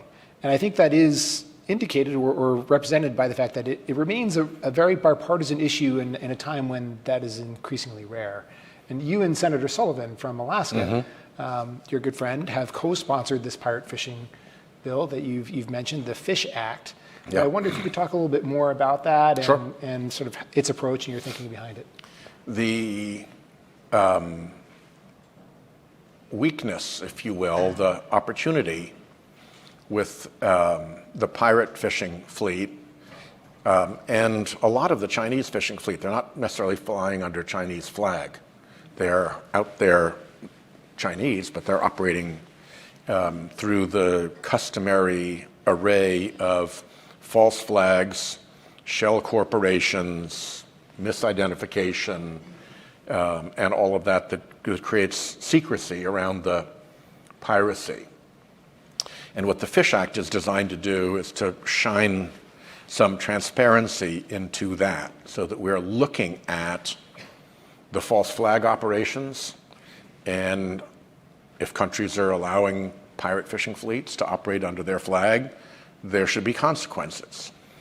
Looking at the shell corporations and who is behind them and doing the kind of investigation you do in money laundering operations to figure out who the true, what they call beneficial owners are, the actual people behind, in some cases, multiple screens of shell corporations and trusts and so forth. So digging through all of that, and then at the end of the day, being able to take ships and owners and flags and penalize them with sanctions and blacklisting so that they're put out of business. Dr. Perry, who was here earlier, the Deputy Assistant Secretary of State for Oceans, talked about how we have a variety of enforcement tools, potentially. Potentially. But it requires Exactly. the will to use them. And That's so the problem. Would you say this is something Yeah. that sort of tries to get at that? Yeah. The way I simply describe it is fishing ain't about fish anymore. It's about a lot more than that. But it's kind of customary, and particularly in what is referred to as the blob, the sort of defense industrial think tank complex. Proud members here. That there are certain issues that are cool ones, and then there are others that don't get any attention at all. And if you go to the blob and ask about fisheries, everybody just rolls their eyes because, like, fisheries is about fish, and who cares about fish? So educating the blob that there's a lot more going on around the pirate fishing operation than just fish. You know, you'd like fish to be enough when you consider the damage that gets done to global fisheries and the effects on our different fishing fleets. But when that's not enough, well, there's the rest of the case, which is how do we get along better with our African and Asian allies? How do we punish very bad misbehavior? How do we clear crime out of the unpoliced zone of the open oceans? And how do we monitor PRC misbehavior masquerading as fishing? That's a great segue, I think, to the subject of our earlier panel, which was ocean governance more broadly, and this idea that illegal fishing, pirate fishing, is one way to sort of think about, but just an aspect of a broader suite of challenges about ocean governance, around this idea that we treat the oceans as a commons, but it's really a commonwealth, and that we all have shared responsibility for it. And do you think of these things in that way? Do you think of fishing in that way? Yeah, and there are plenty of other treaties, always going back to the law of the seas, that we've kind of taken for granted for a variety of reasons, and I think we need to step up and formally join all of those treaties. With the law of the seas, what we've customarily done is allow Canada to be the interlocutor for us in the meetings. And that was all fine when the stakes were very low and when Canada was a reliable friend. But once we started kicking Canada in the teeth and mocking them as a 51st state and whacking them with tariffs and all of that, we've created a real political backlash. And I think if Prime Minister Carney were to tell his parliament, Well, we're going to the next Law of the Sea Treaty Conference, and we're going to have the United States' back, because they're such close friends of ours. You'd probably get booed out of question time. So that relationship has been damaged enough that it's unfair to expect Canada to put our interests ahead of theirs. And of course, everybody's interests have popped up a lot as climate change has thawed out the Arctic and opened shipping. And now, the Chinese are now pretending that they're a semi-Arctic country so that they can argue for shipping rights through to Europe. So the stakes have gotten much, much, much, much higher, and our interlocutor no longer has the same motive to be our interlocutor. So we really ought to just step up and do this. Yeah. And I think more and more Republicans are beginning to see that. Yeah, we are, unfortunately, with the very few countries not have ratified the Law of the Sea, with such luminaries as Iran and Russia. So. Yeah. And we're with them on ocean plastics too. Got to make sure we stick with the worst countries in the world when it's pollution that's the issue, my lord. So I appreciate that greatly, and this idea that fish is obviously both important to individual nations in key parts of the globe, but also that it is representative of this broader challenge. We spoke earlier, Eric Gierschke, a member of our panel earlier, talked about this idea that there is a ghost fleet in fisheries and a shadow fleet in oil. Do you see something similar? Oh, absolutely. I mean, the methodology of how you obscure the ownership of a vessel and operate, off of the transponders, out of legal authority, without subjecting yourself to inspection in ports and all things like that. The craft of how you ghost or shadow your fleet is pretty much the same. So what I'm very much hoping is that the skill set that develops in government, once they have the direction to perform that transparency work with respect to the fishing pirate fleet, that becomes a skill set that transfers very readily over to the oil shadow fleet.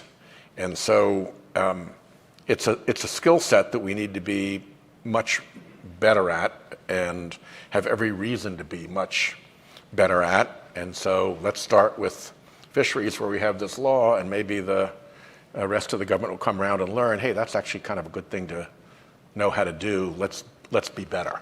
Yeah, and about creating expectations as well. An expectation for transparency versus an expectation for opacity. Yeah. As we know bad things happen in the dark, can we have an expectation of transparency on the high seas and all that comes with it? One interesting angle on all of this is how satellite and other tracking helps civil society watch what the hell is going on. So Global Fishing Watch and their satellite oversight coordinate group, there are a handful of very, very good private sector groups that track all of this stuff. I've been working for a long time to try to get them and the intelligence community to work more closely together, and that began to happen a little bit in the Biden administration. I don't know how much that's gone asunder in the Trump administration. I hope it's continuing, but I don't have the same visibility into it. But you could do simple things like have a pretty real ticket every time your transponder goes off. Condition for market access, potentially. Yeah. And, pretty much when the transponders go off, it's a sign that somebody's up to no good. And they're either running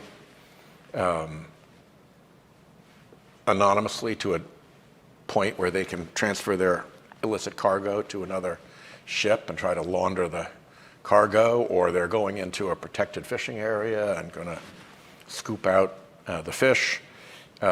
Knowing who's out there and where they are ought to be pretty simple. And if the transponder goes down, that should be a fairly significant penalty just for that, like a speeding ticket. And then you can find out more if it becomes, regular. If you can look into why they did it, then the penalties go way, way, way up. But just having your transponder go off ought to be an event that merits some initial sanction and some inquiry. We know how to build transponders. They don't usually go off for mechanical reasons. Usually somebody's flipped a switch to go and do something that's pretty evil. Again, that expectation of transparency. To connect it to the human rights panel, there was a lot of discussion about the availability of Wi-Fi at sea so that workers, seafarers, just had the opportunity to communicate and how much that would make a difference to their ability to have a life free from abuse. Yeah. My bunkmate got injured, and last night they threw him over the side. That's the kind of communication you'd like to be able to receive from the crew on a pirate fishing vessel. We have just a couple more minutes. I do want to open up to any folks here who might have a question for the senator. Sure, side.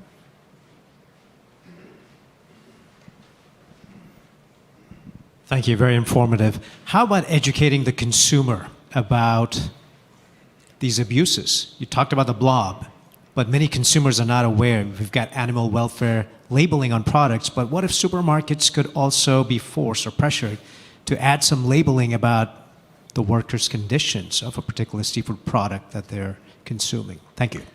Yeah, some of that is being done already at a more kind of high level based on sustainability.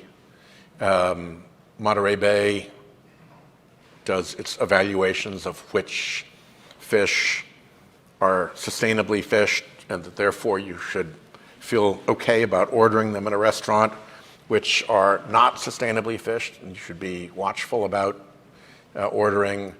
And sustainably fished product could still be from a worker that has been abused. So how do we focus on the worker aspect? Yeah, could be, but not necessarily likely to be.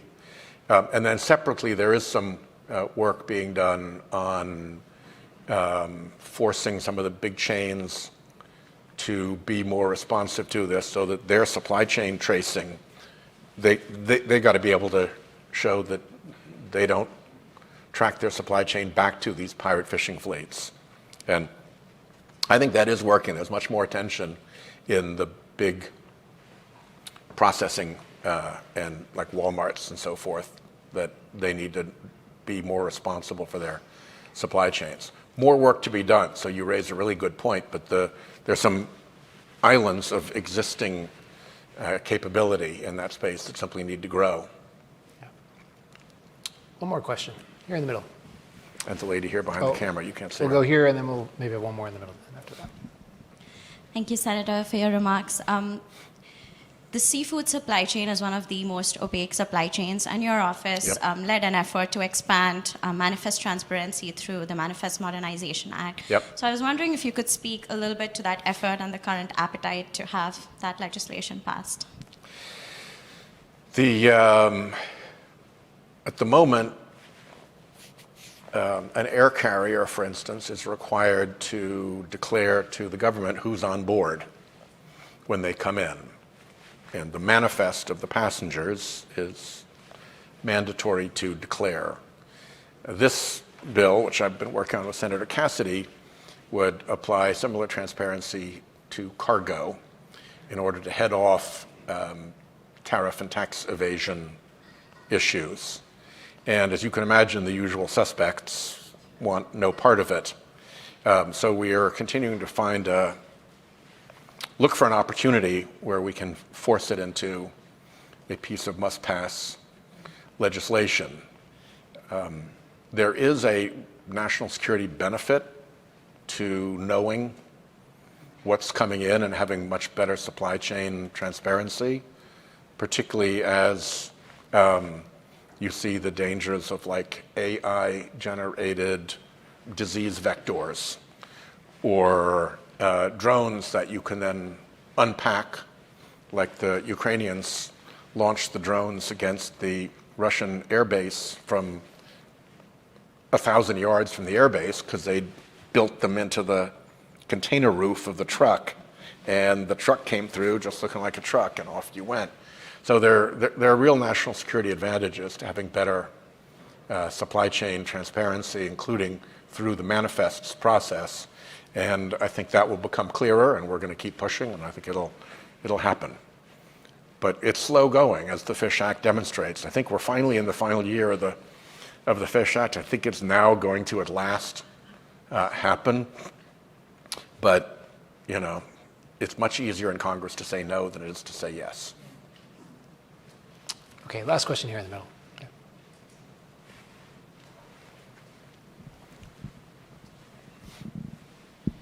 Thank you, Senator, and it's good to see some other Rhode Islanders after recently moving to the DMV area from there.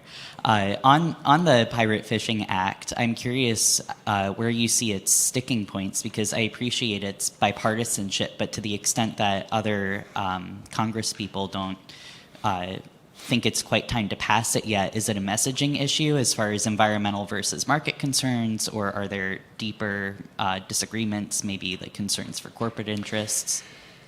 I think the two hurdles we had to get over were, why does this matter? Isn't it just about fish, and who cares about fish after all? And I think we got over that pretty readily. And then a lot of it was just, here are the procedures of getting legislation passed, and here are the hoops you have to jump through to get into, for instance, the National Defense Authorization Act.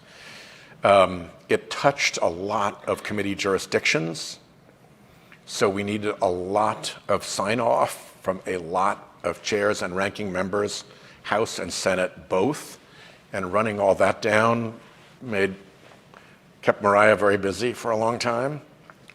And then the last one we missed only because of a technical glitch, that the House, one of the relevant House committees felt it should adhere to a rule that they don't support measures in their jurisdiction going into the NDAA if they have not had a markup in the committee.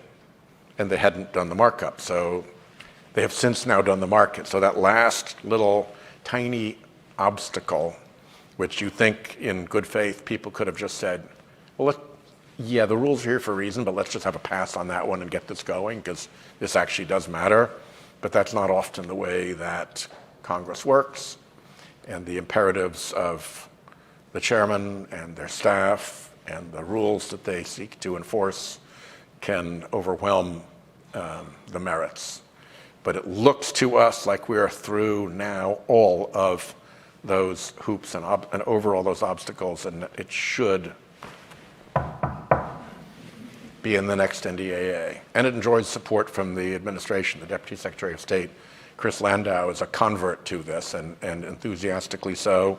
And as we saw from the repeated emphasis on this from AFRICOM, the military understands this. And there are actually some quite good classified reports that focus on the mischief involved, particularly with the Chinese fleet. So our intelligence community is now starting to watch this better.